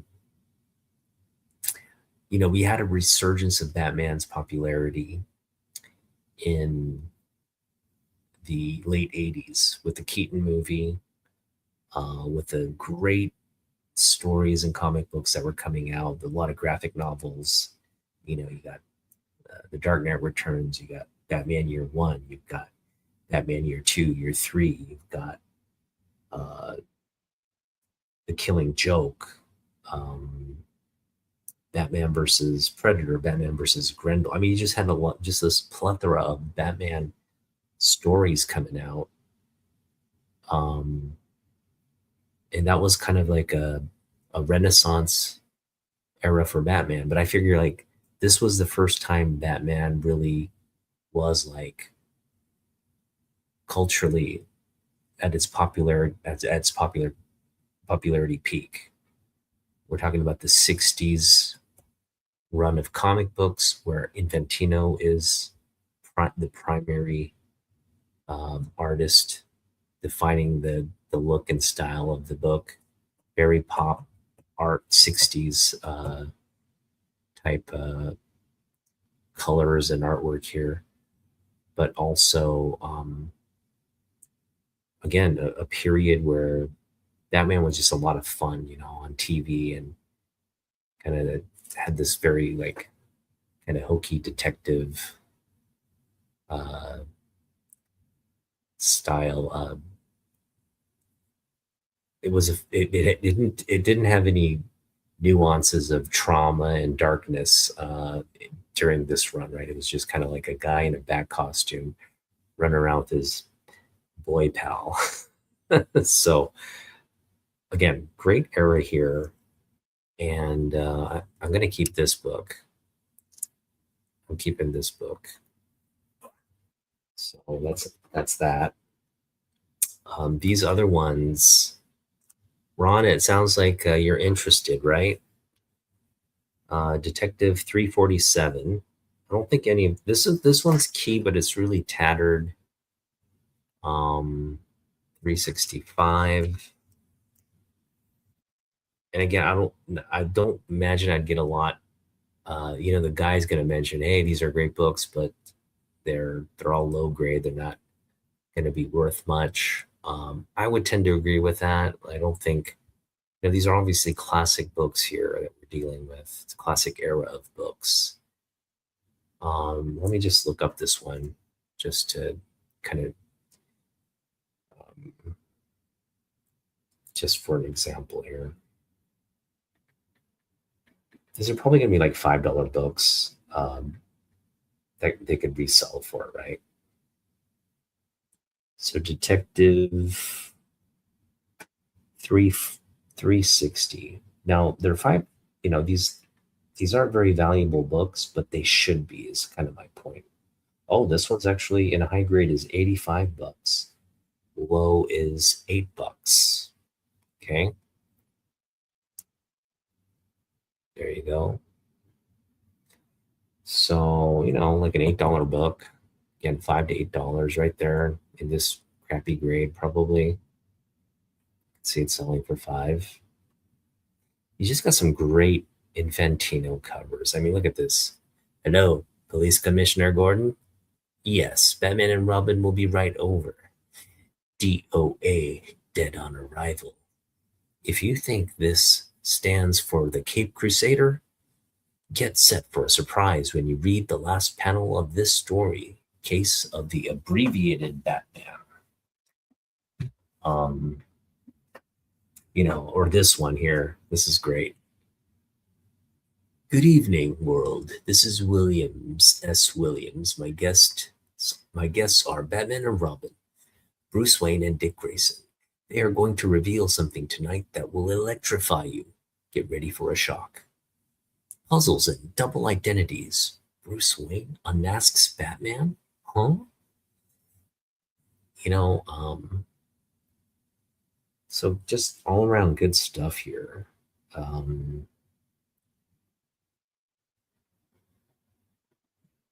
so yeah, all of these are like kind of like five to $8 books here. We've got this one. This one's actually in decent shape here. This one's in a little better shape, like a mid-grade shape. Mid-grade, this is still an $8 book, I guess.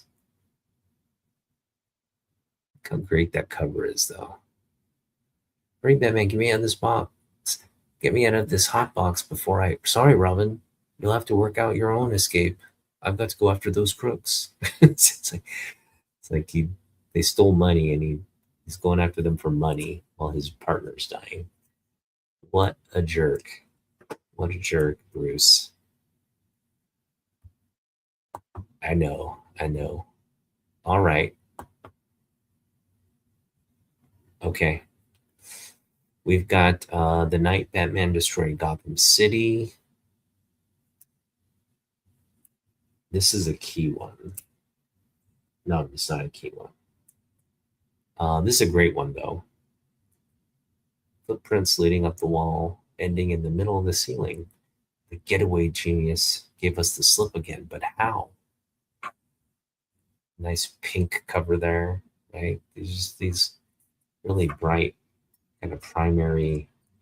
This is another great one. I have only an hour to live. It's up to Robin to find my killer so I can avenge my death from the grave.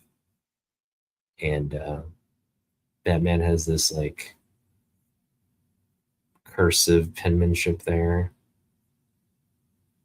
He's writing with the pen fountain pen there, the feather fountain pen.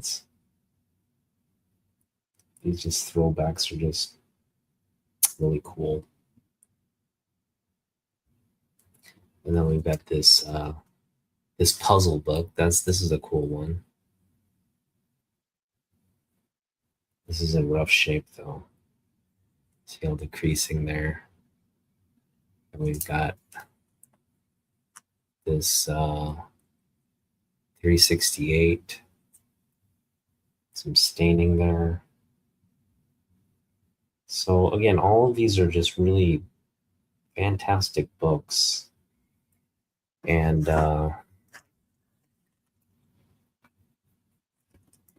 yeah, um, Ron, let me know which ones you want. And when we're when we're ready to pull the trigger on everything, we'll be getting these books. So I'm trying to think which ones of these that I really want to keep. I think I'm fine with parting with all of them, even though they are again, if I could just keep them, I would keep them in my collection. But figure these are decent enough grades to like somebody who's collecting Batman. It will help fill in their runs and hopefully be taken care of. Moving on, I am keeping this Joe Kubert Detective Comics though because you just don't see that every day. Keeping that. I'm keeping. Don't necessarily need. I do want to keep this one, but I don't necessarily need to. So I've got two copies of that. This is one of my original books that I bought. Joe Quesada. I can do without it. Alex Ross. Got David Finch. I will keep the 700.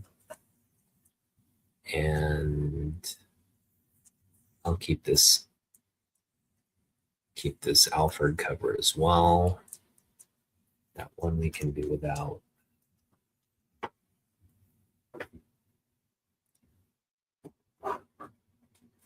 So we're making some progress here. A little bit of progress.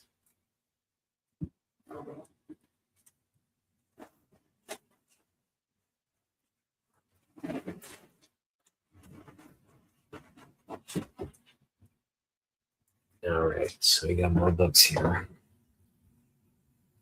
Let's put these.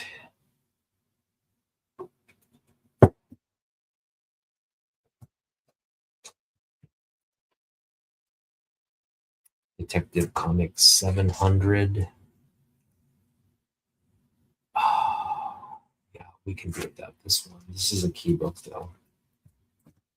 This one, surprisingly, is like on fire right now. And I think it has a lot to do with the recent Predator series success. But yeah, this was a big one back in the day. Um, Predator was kind of the hit movie, and its comic book had. I think this was after the release of Predator 2.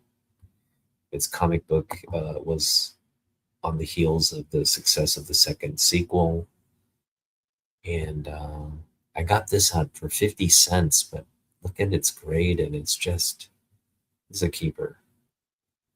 That you're keeping just for nostalgia's sake. Got another beautiful David Finch cover here. This is a key book. I think because of the Peacemaker series.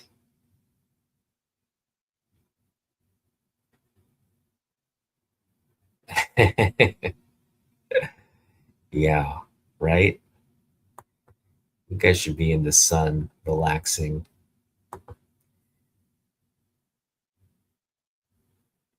Yeah, it's that's a cool one. There's a even better cover. I think it's a painted cover by, I want to say, who did those great penny covers?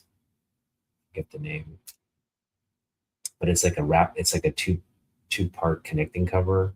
There's one with the Batman. There's one with the Predator. That's the one you kind of probably want. I got the sort of the like the B cover there, but that's pretty cool too. Got some David Finch action there. It's a key book. Man, this one, just keeping it because it's just a cool book.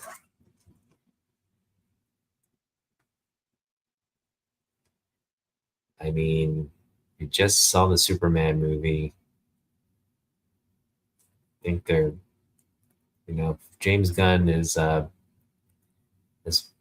any of these like screenwriters meetings, he's probably like pointing to this book and saying, "This is what Lex strives to be." Right? He's striving to be a guy who wants to be the president of the United States and turn America on its head. That's what's going on. This one, these are just great covers here by one of our favorite artists, Andy Kubert here. So these are staying in the collection. We've got some signed books. These should command some value. Dustin Wynn signed book there. Keep that. Yeah, we're not getting rid of much stuff. This death metal series, I kind of want to keep it, but I'm not married to it, so we'll put this as, that's a great Superman cover there, but we'll keep it as part of the giveaway stuff or the sell stuff. All right, we got some Fallen Batman here. That's cool. This is a keeper right here. That is a keeper. That. This is cool as well. Oh, kind of want to keep that. Kind of want to keep this too, but we'll put this in the sell pile. These are just dollar books. Oh, we got this great Scarecrow. I want to keep all this stuff, to be honest. Just beautiful cover work. Like that. That's brilliant. Gonna keep that one. Gonna keep this one, and I'm gonna keep this one. These two are staying. Fallen artwork stay. This Animal Man. This is an homage to the Superboy book. I feel like it's gotta stay. It's gotta stay. As well as this Catwoman cover. I don't know. What do you think? Oh, 93. It's a good year. Yeah, we'll keep that one too. We'll keep this one. We'll keep that one. All right. So these Ballin books, they're staying with me. And we really aren't doing what we've set out to do. But that's fine. It's gonna be, I figure it's gonna be done in stages. It has to be done in stages. Can't be too rash. Again, this exercise is really near that sparkling joy. I'm being sparked to joyfulness right now. It's all good. Our joy being sparked here.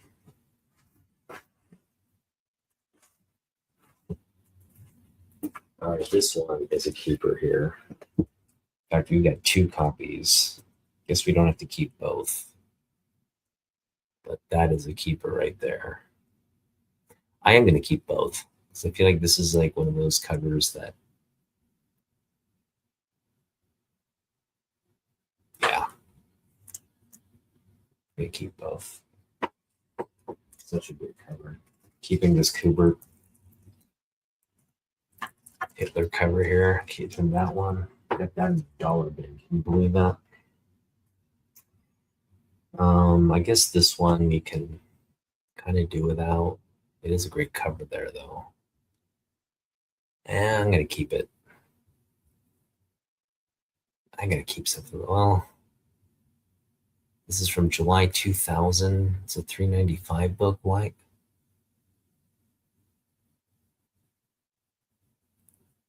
July 2000. Wow.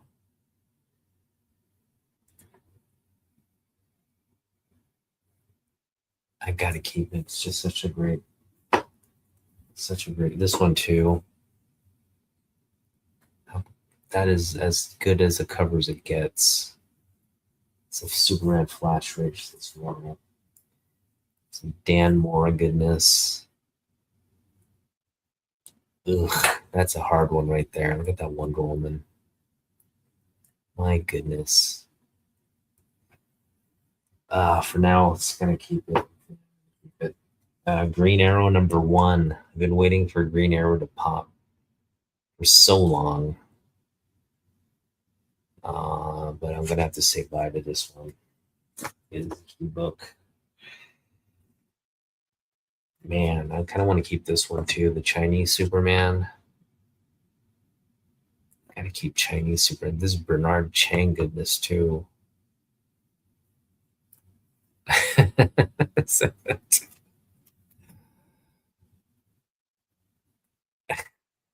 That's Braun. All right. All right. We got a conversation going here. What's going on here? Are you talking about that cold Texas weather, huh? Is it really that cold in Texas? I imagine so. You guys are not used to anything near freezing. So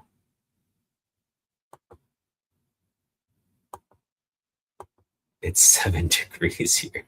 That is cold, dude. That is cold.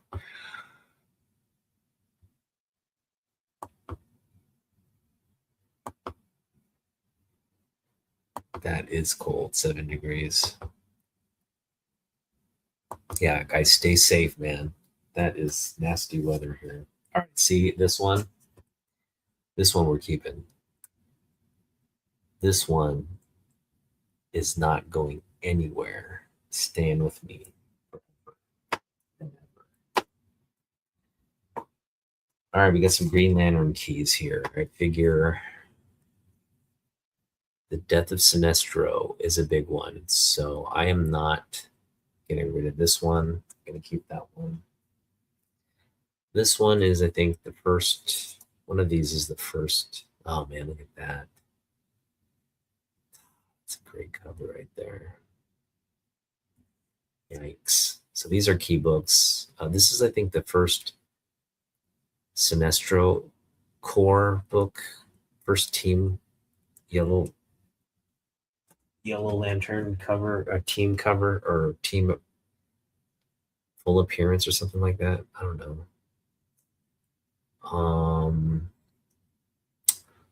First Chinese Superman. What do I do with a book like this? I love it. And I love this, Stan. This is my original book, by the way. This one here, 82. You can see it's still very vibrant and it pops. It just looks great. Look at the condition here. That's a beautifully conditioned book there. So that has to stay with us along with the Chinese Superman. So we'll just keeping Chinese Superman around for now.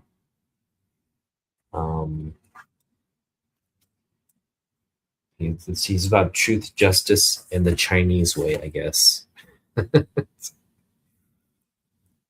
All right, that I gotta keep this cover too. I'm sorry. I'm sorry. I got to keep this cover. This got to stay with me. All right. Adam Hughes. These are all staying. They're not staying with me. They're going to you, fanboy. I know you picked up this book recently. Or Adam Hughes artwork here. Look at this beauty. It's Wozniak. Twin Towers. So I am going to keep all this stuff. I'm just looking at it. It's sparking so much joy right now. It's sparking all kinds of joy. So as is this stuff here. This stuff is all staying with me. And this stuff as well. Man, so much goodness here. It's ridiculous. All right, this is just comic book porn right here. Showing off my comic book porn. Look at that. Right? My goodness, that's good. I got 2 copies. I don't care. It's all staying with me. All right, so these Michael Turner ones are kind of non-negotiables. All right, wait. Let's be. I'm seeing some stuff here. I don't necessarily need this one. Let's be a little.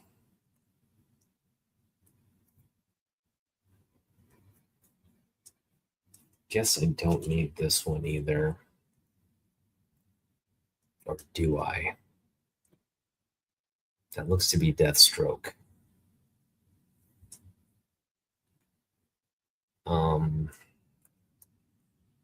I do need this one.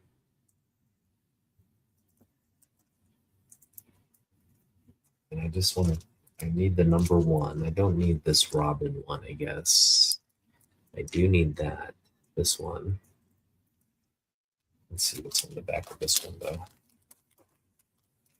Let's say it's a double. Yeah, it's a double. All right, so I guess we don't need to take everything with us.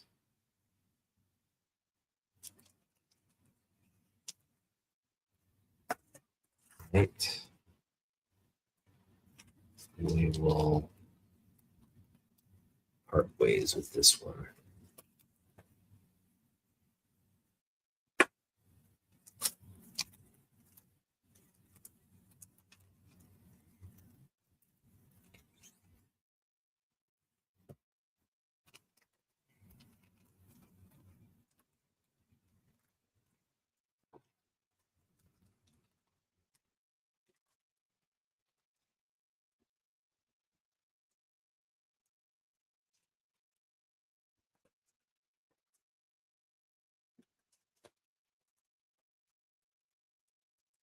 And the reason I'm not, I mean, obviously I wanted to collect this entire run of Identity Crisis, but the reason I'm not is because we never really got around to completing it.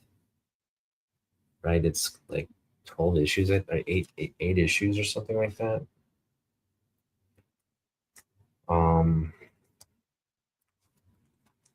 And again, I just really need like stuff like this, I guess. I am taking 2 copies of this, so I just feel like that's fine. I'll just keep the porn stuff with me. This is staying with me as well. Yeah, that's good. That's good stuff right there. All right, we'll keep those. All right, now we got some George Perez goodness coming up. All right. Well, we're keeping that. That's not going anywhere. Do I need to keep the whole series though? That's what I'm asking here. Ugh, kind of want to. I don't want it. I definitely want to keep this one. This Wonder Woman. That one stays. And this Jim Starlin cover can go.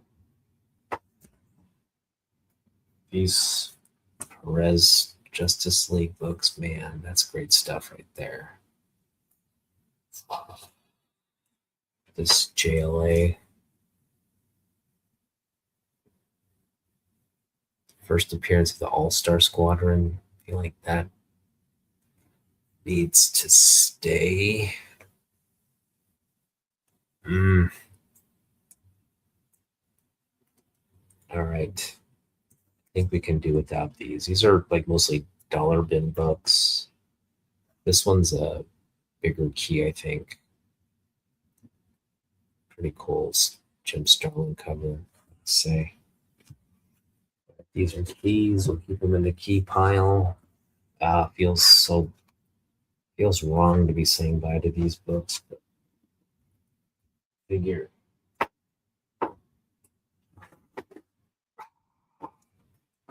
you can't keep everything, right?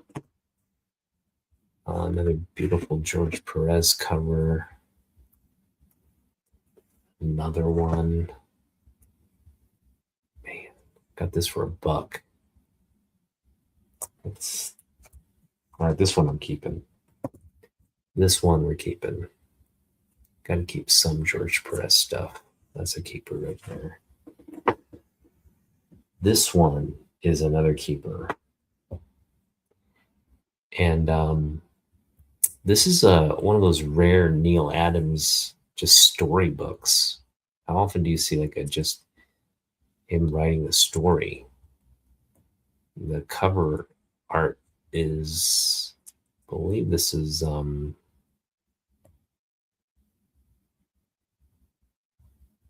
believe it's I want to say Nick Cardy, but I could be wrong. Let's take a look here.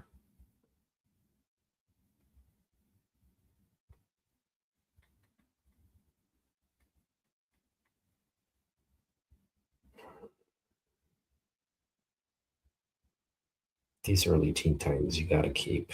I'm sorry. Yeah, this is a key one. It's Origin of Wonder Girl, and the cover artist is Nick Cardy. Yeah, so this is an all-star book here. Neil Adams story, Nick Cardy artwork.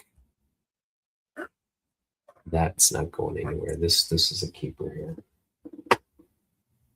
As is this one for Starfire. That is some George Perez goodness right there. Back when South Africa was in apartheid.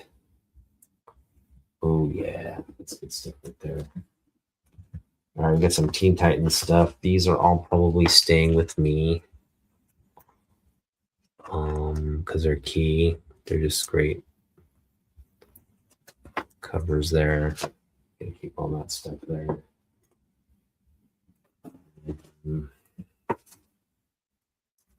How much of the Teen Titans stuff do we keep? That's a good question. Kind of want to keep it all. This is great. That's just a great cover right there.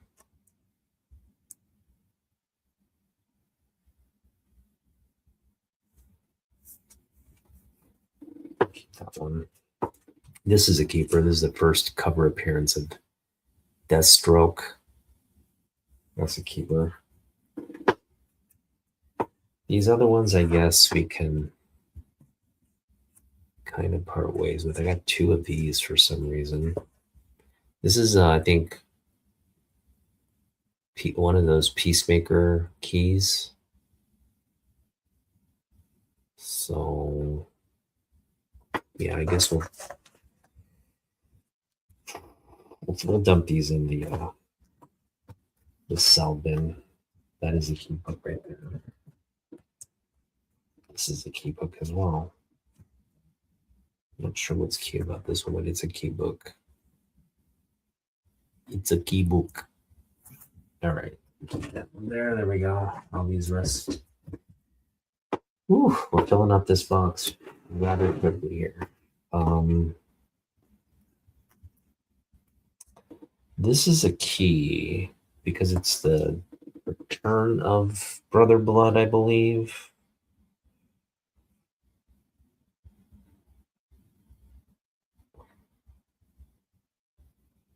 What is it? Number 40? I'm trying to look at these prices as well. These prices have gone up a lot since, well, relatively a lot.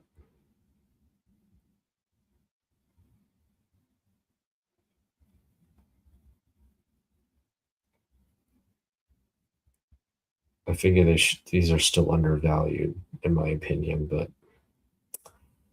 what do I know? Man, the first Brother Blood went down in price. How could it go down in price? That's insane to me.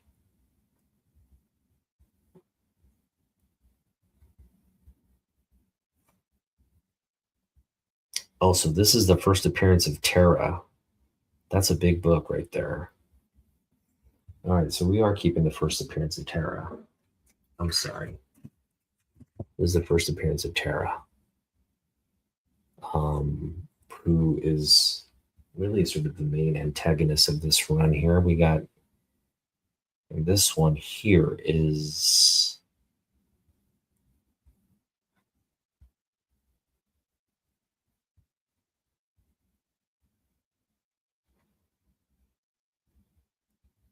the first cameo. Also, okay, this is the first cameo appearance of the Peacemaker, or Vigilante, sorry. Vigilante. In costume, one panel. I feel like this has to, we have to keep this one. I feel like we have to keep that one. And then Dick Grayson as, so what? This is not a key? That's interesting. I guess they're just not giving any Brother Blood any love here. They're not giving Brother Blood his love.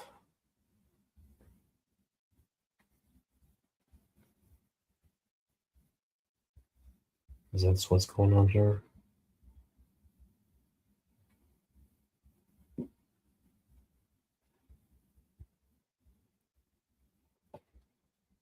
There we go, right to 40. See what 40. This is the last issue of the run, too. It's surprising to me that this wouldn't be a key. It's such a freaking awesome cover.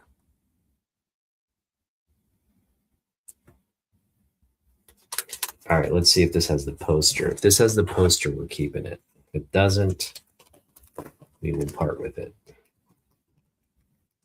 It's all about the poster.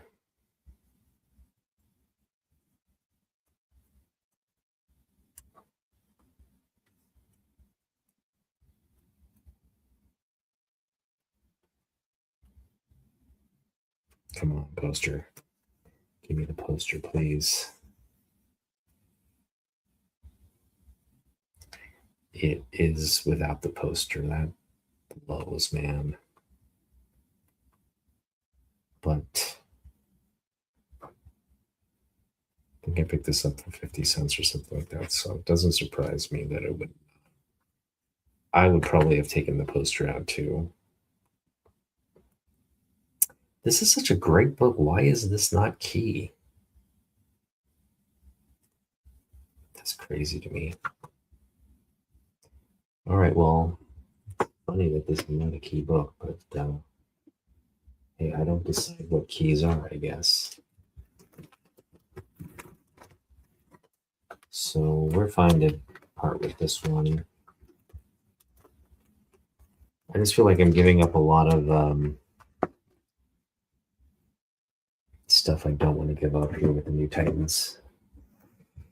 We got New Titans annual number 1, new stand. We got the Judas contract books. We are going to keep all of these, unfortunately, because these are Just some of my favorite books in the collection here. I'm keeping all that. And The Lonely Place of Dying. It's another great late 80s Batman story arc. Got another beautiful George Perez Nightwing cover there. This one I want to keep at the same time.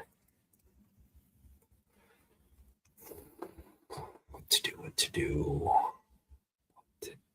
I guess we can do without it.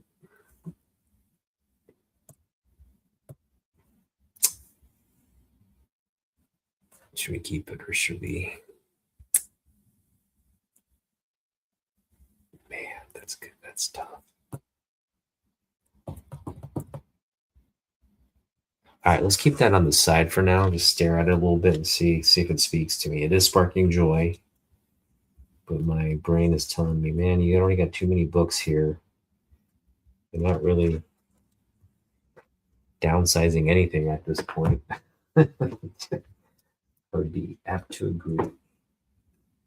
And keeping all this new Teen Titans stuff just seems counter to the exercise, but oh man. Maybe at some point I'm going to revisit this and be like, yeah, we just got to get rid of all this great stuff. I feel like all this right here, this is the Teen Titans stuff. It's like, look how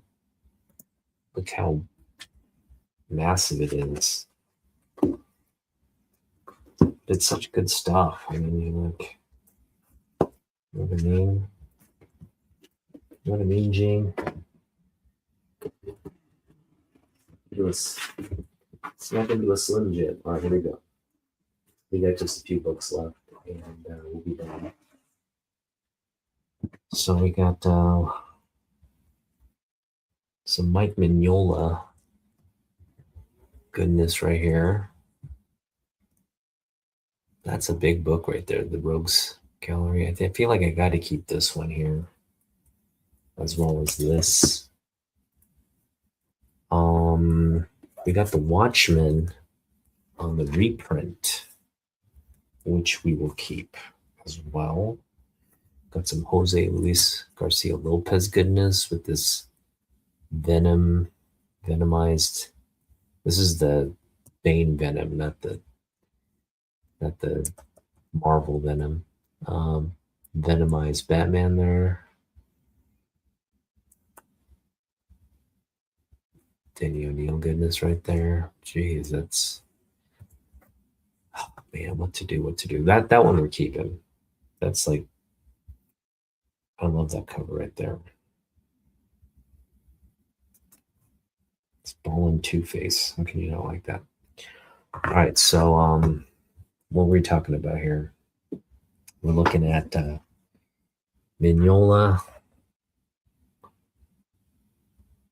Mignola's take on the Justice League here. He's giving them these like kind of like light jackets or whatever.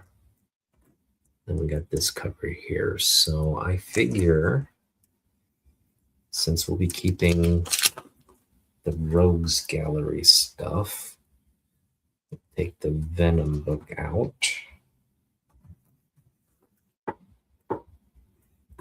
This is a beautiful cover, by the way. That's as good as this is as good as comic book covers get, in my opinion. But and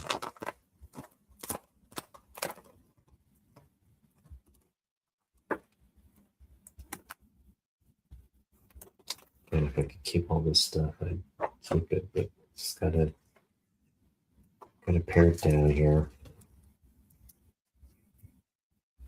And I'm gonna keep all this here. So we're keeping this stuff here.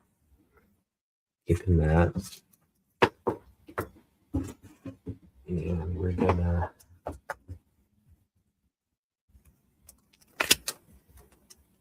add this to this.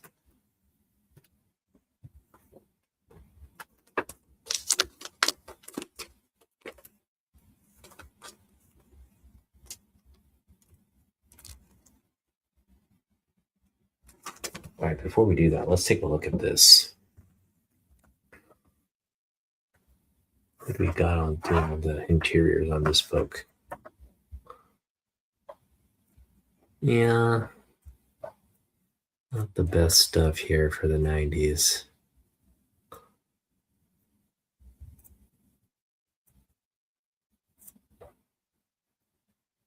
Yeah, great cover though.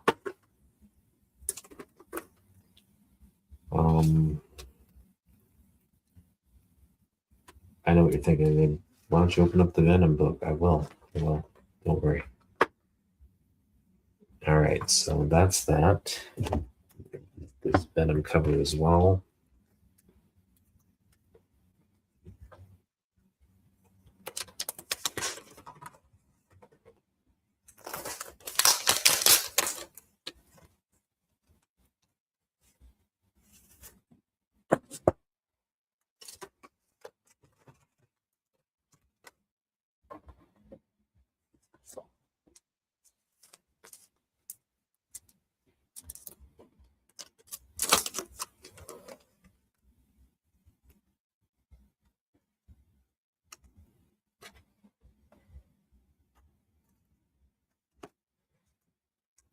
Oh, got some stupid tape pull there, but luckily it didn't get compromised here. Yikes, did it again almost. This is a really tight bag and board here. Pull a little bit of it out.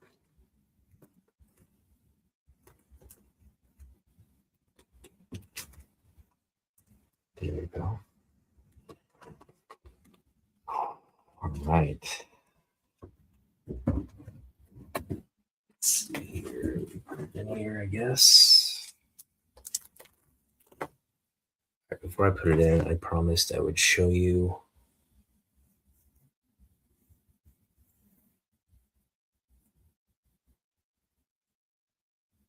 Look at that.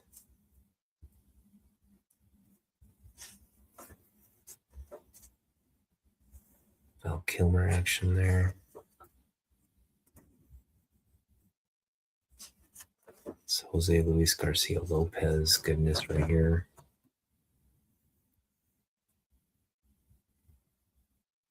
Oh, inks by Jose Luis Garcia Lopez. So pencils by some other dude. Still looks fantastic there. Good stuff. All right, well, fantastic cover there. It's a fantastic condition too. So let me know if you want this book. Just on the condition part, it's a black cover. Well, no, there are a couple spine ticks there, but they don't really break color. It's a fantastic cover there. All right. Continuing on, I'm going to keep this Watchmen book only because I don't have the first Watchmen. And this is the next best thing to like having the first Watchmen. It's a reprint. And you do have this cool Dave Gibbons cover here. It's like a variant cover to some degree. So that's really cool. I like it that it's Rorschach and this dead body in the alley there. So that's cool. We will keep that. And what's the verdict on this one? I guess we can do without it. All right. Wonderful. All right, well, we essentially narrowed down. Let me show you the progress that we made here. So we had 2 short boxes, and we've roughly reduced them by half. which is good. So we went from two short boxes to one short box. And that's good. That's actually the point of this whole exercise. So.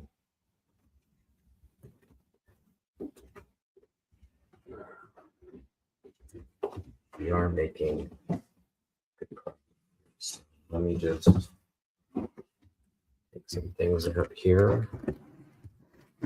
Move things around.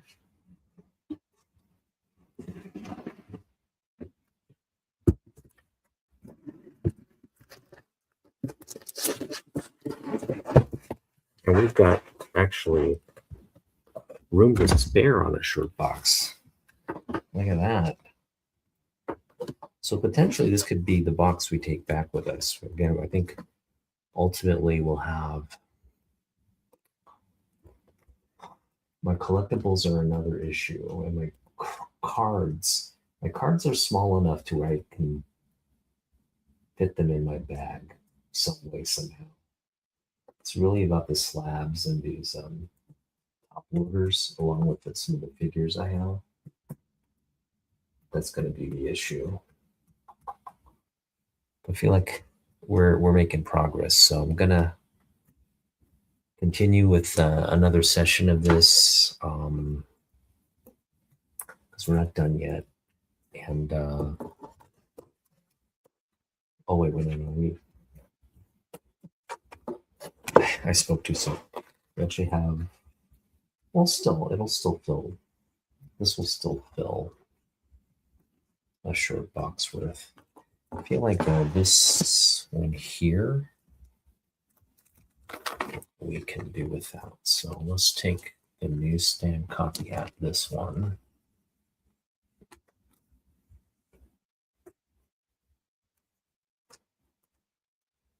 We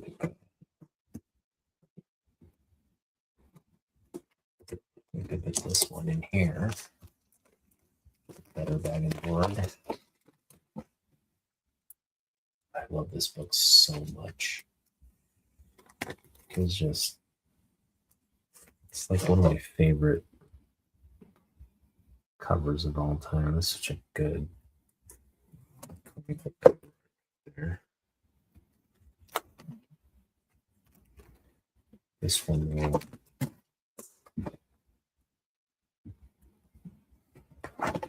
This one will sink.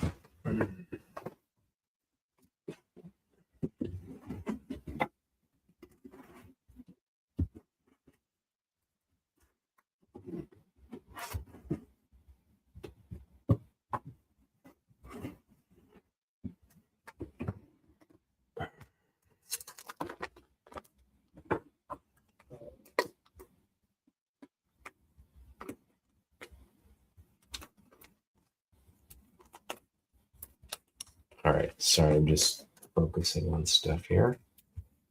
This will be in the saw pile.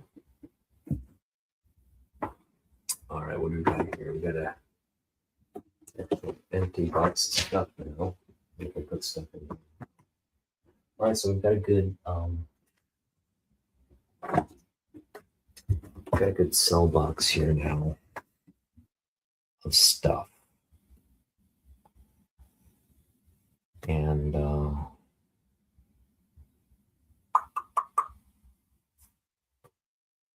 going to continue on with that. We do have some more books that we have to put away, so give me just a second here. I think I spoke too soon about reducing the footprint here. Looks like we will have to part with some books here.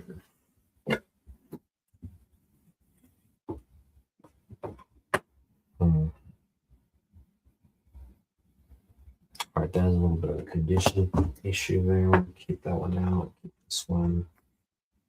This one. We can do without this one.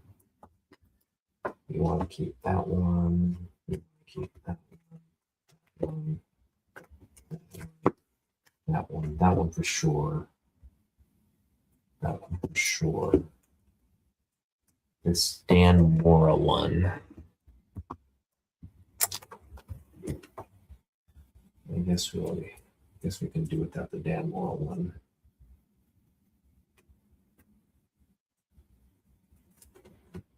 Mm.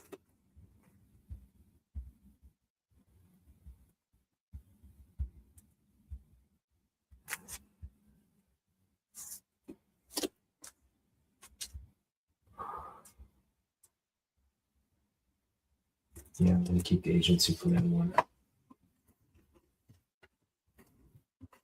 Keep the Agent Superman in my collection. And we do. We have a full short box now. That's good.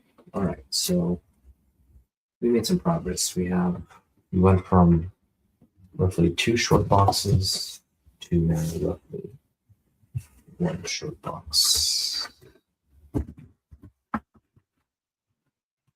And we will call it a night. We'll be back here doing more of this stuff down the road.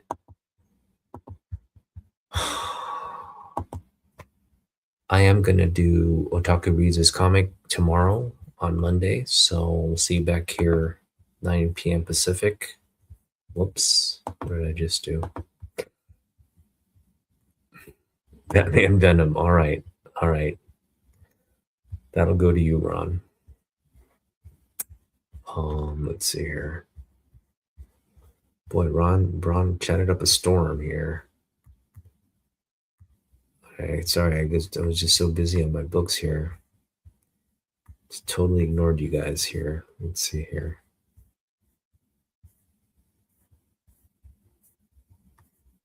All right, so we're talking about temperature.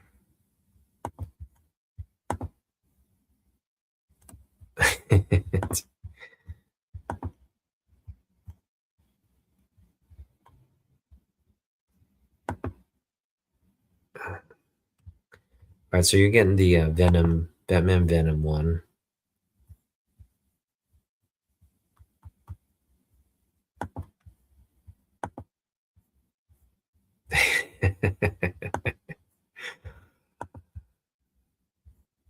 Take a biddies, Turner Power Girl. Yes, yes. That was not going anywhere.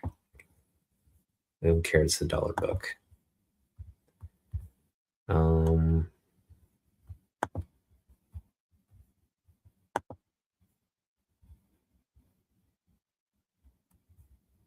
Okay.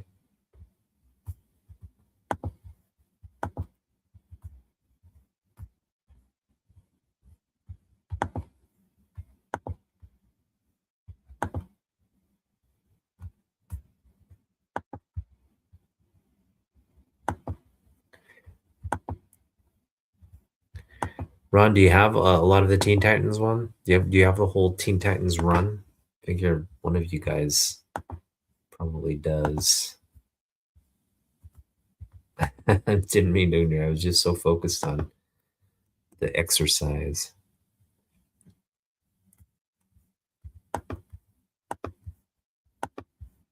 All right, looks like just continuing to. I'm just trying to get through all the comments here. Yeah, I wish you should have buzzed me in. Sorry, I didn't mean to lose track of the chat. You will get the Venom book, trust me.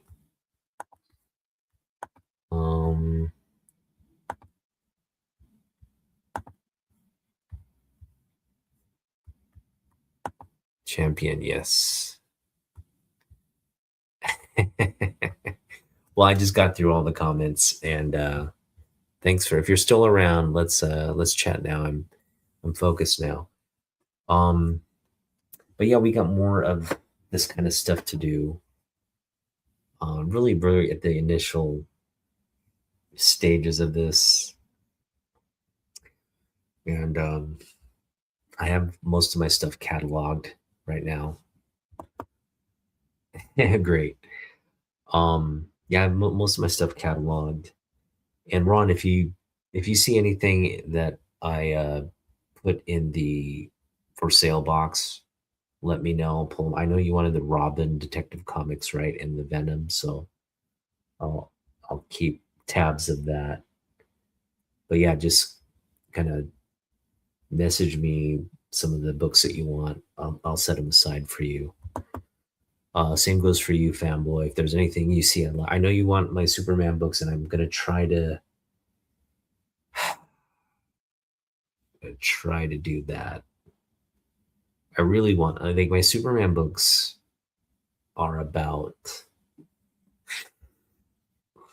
Honestly, there's about 150 books there for both Superman and Action Comics. I'm not talking about just talking about Superman Action Comics. I think that's 200 books right there. So that's a big one to parse through, and I just can't do it. It's I just can't do it. I can't divorce myself from.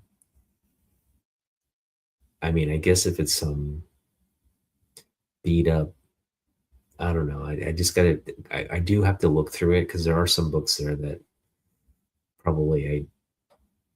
But like for me, like then some of the '90s books, the '80s and '90s books are some of my most favorite in the collection, and those are the ones I really should just like not focus on. But I'm reading The Death Reign and Return of Superman right now. It's like I want to keep all those books and the books that are adjacent to that period as well. It's it's going to be a hard exercise.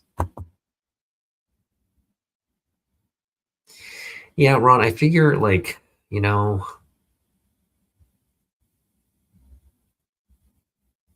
well, I'm not planning to this channel will continue to exist or operate, I should say. It'll just be in a different room in a different country, maybe showing off different stuff in the future. I figure if I don't, I gotta figure like what am I gonna collect in Japan that I can keep kind of localized to, because toys are difficult. Toys take up a lot of space. But that's the thing to collect in Japan, to be honest. Um, and manga is kind of it's not realistic either. I figure what I picked up in Japan this year, some of the American, like international comic books, as well as just some of those like manga collected, like Jump, right? The Jump comics, the Shonen Jump comics. Those are kind of cool to collect. It's so voluminous though. It's kind of like you can't really try to serial run collect that thing. It'll just take up way too much space. But just like honing in on like key moments or key characters and stuff like that should be fun. At least through my anime watching days. That should be just a fun thing to target. Um, and a lot of the manga is in black and white. So I might just like get into coloring, like just coloring the manga with like color pencils, just like a coloring book. Um, that could be a fun way to just pass the time um, with those comic books because those comic books aren't worth much in Japan. You can pick them up really, really, really cheap. But it's like they're bigger volumes and they're all in black and white. So hoping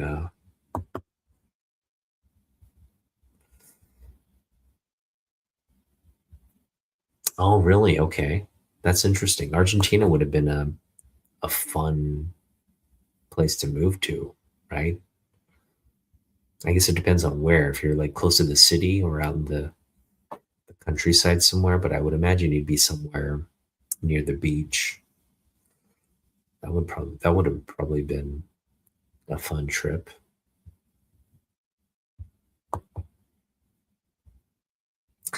Yeah, I figure I'll be maybe popping on at an opportune time over there, but hopefully it's um, something where we can still continue to like connect and stay in touch. we have Messenger, so I'm sure we'll continue to um, stay in touch through those means. But yeah, I figure moving isn't the end of our connection here. Um, we'll continue to check in with one another. Yeah, and your son, it's I know he's okay. So your youngest son, I know your other son is in China, and you've been it's been hard for you to kind of see him on a regular basis, and hopefully, um, there's an opportunity for you to either go visit him or for him to visit more often. That should be good. It's dirt cheap. Yeah, you can. They just throw it out, so I can just like sit, make some connections with some manga readers, and just take whatever they throw out. Um, ooh, a ranch with some beef, with some cattle. That would have been you would have been eating good. Bring some of that Texas Texas cooking style to the Argentinian beef beef area, and you're having a good time right down there. I think Argentinian beef is like the highest quality beef. I mean, I know you have like Wagyu, like Japanese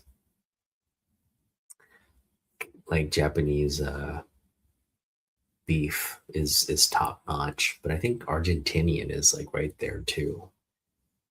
In terms of quality. American, of course, American beef is up there as well. But there's a lot of like just crap American beef too. But the good American beef, like we're talking like, you know, grass, free range, black Angus, that's beef is just some of the best, right? Yeah,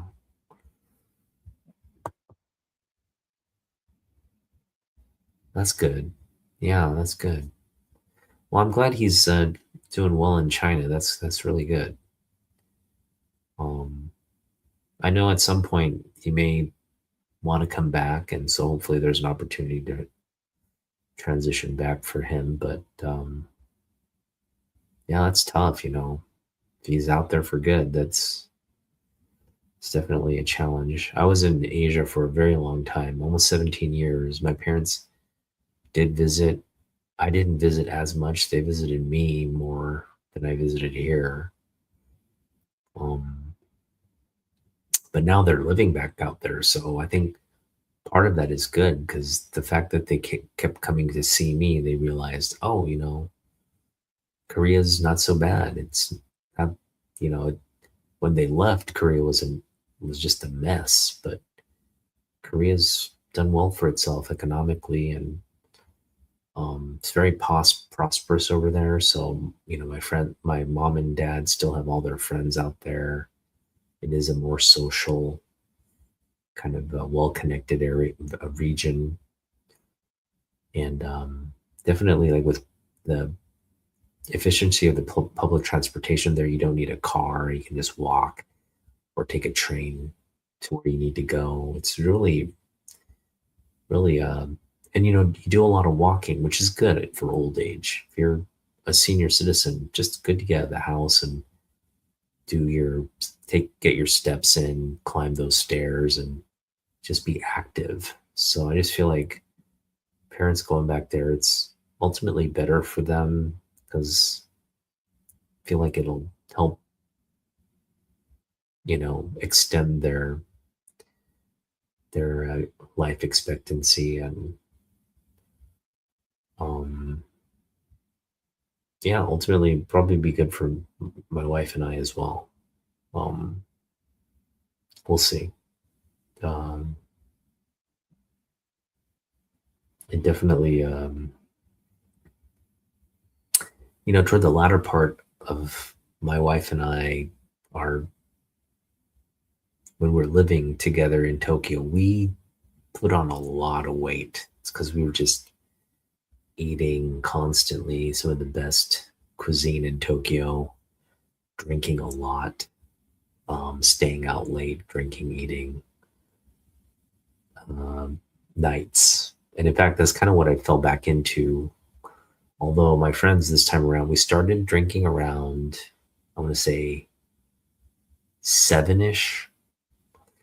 And by the time it turned 11, we were just like, we're done. Everybody's gonna, I mean, some of my friends went out, continued to drink, but I was like, I was in the older adult crowd, and the older adults just excused themselves and went home. But some of my younger friends, I should say young, well, yeah, they're a little bit younger, but some of the single younger ones decided to continue to drink and stay out. So drinking will be of, I guess, concern a little bit because um, you do tend to drink more in Asia than other places.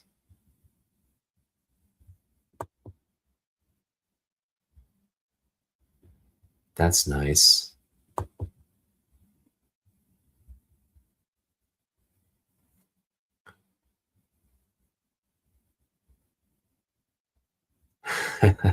That's great.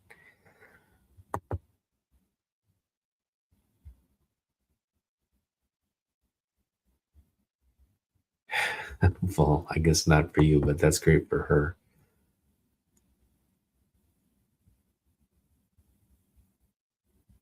That's wonderful. Yeah, I feel like Japan's a great place for Americans to visit. Maybe not live, but visit, because it really is a contrast to. It's good to see um, how different countries operate and work. And I feel like Japanese in Japan, it just presents such a positive image um, for Asia as a whole.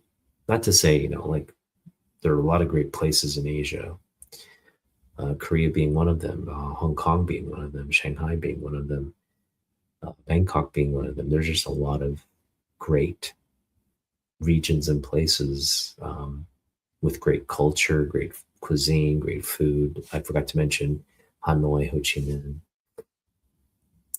and Manila. Manila is a great place. But I just feel like Japan is the gold standard for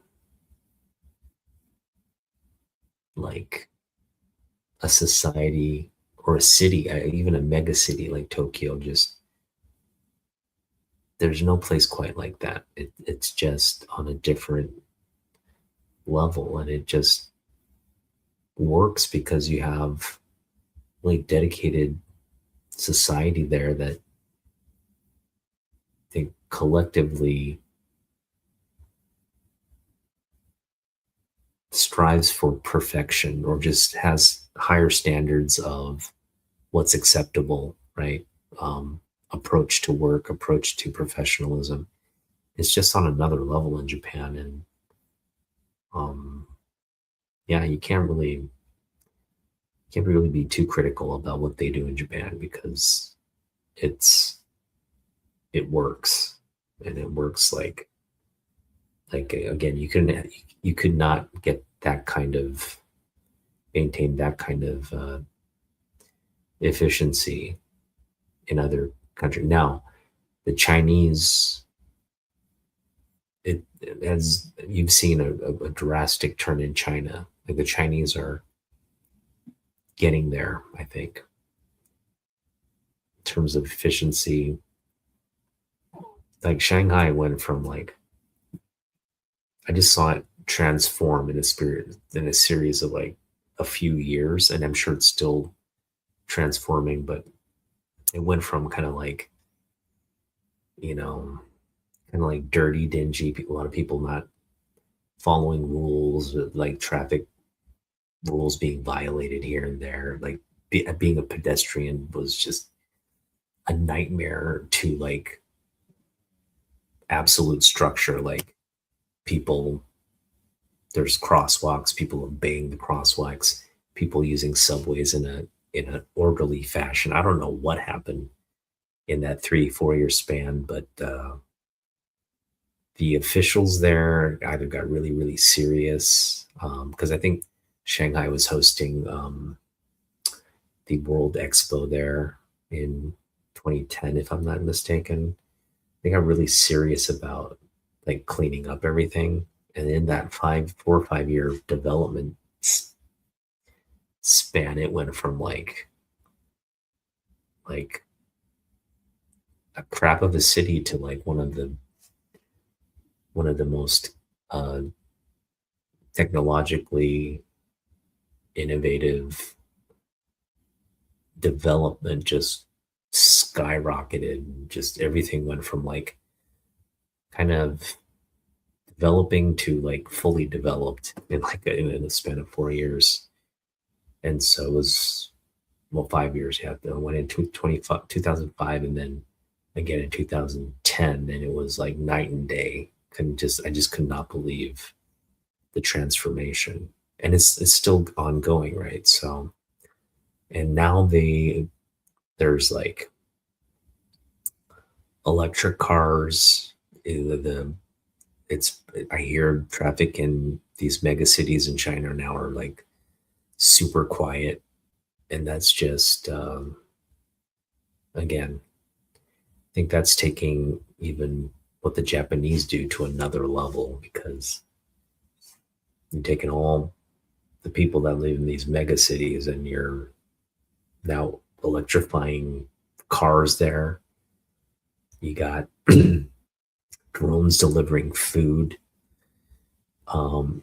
Basically, they've made the phone your access point to everything: bank services, government services, food service. I mean, it's just your lifeline to everything, and it's all digitally connected, very efficient, and yeah, kind of they're kind of living in the future right now. So I feel like I do kind of want to visit China to just revisit kind of where they are right now because I hear it's uh, pretty fantastic. But again, the Japanese, you know, they were the front runners and all of that, and we've yet to see if that will continue to be the case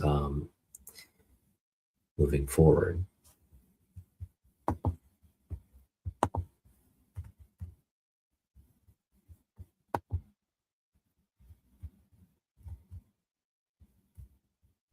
Hmm. Eat sea bugs.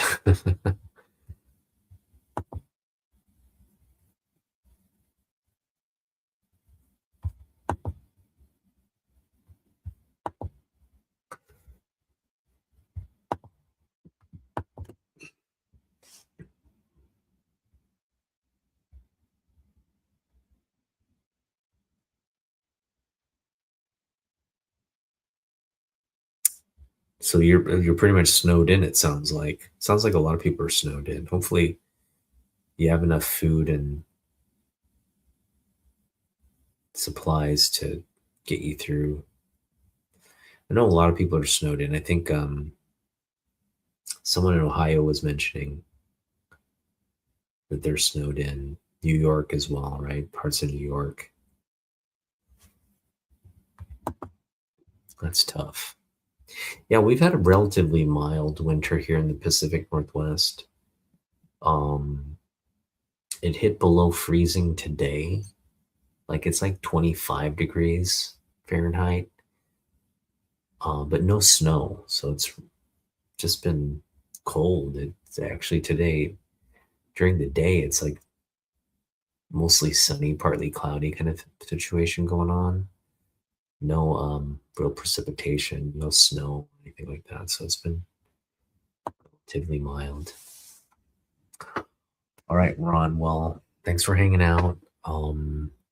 Be back here tomorrow to read the comic book. We're kind of muscle through the funeral for a friend, like 12 issues, but just kind of cover the read issue one, read the last issue, and then kind of cover stuff in between. Look at the art, look at maybe specific panels, but it'll be a fun time. So hopefully you guys are back here tomorrow.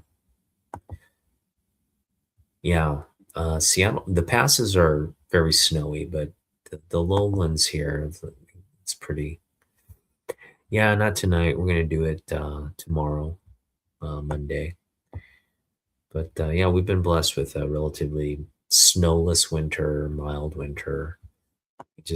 We've hit like a kind of a low temperature patch right now, but compared to what other parts of the country is experiencing, um, nothing to complain about from our end. So, but yeah, just want to reiterate the Hawks are in the Super Bowl. Think we'll bring another title home to the city. Looking forward to that. We'll continue to get through this comic book journey and see how it's going to transition into the next phase or stage. So stay tuned, guys. All right. Good night, everyone. See you, Ron. See you in the next one.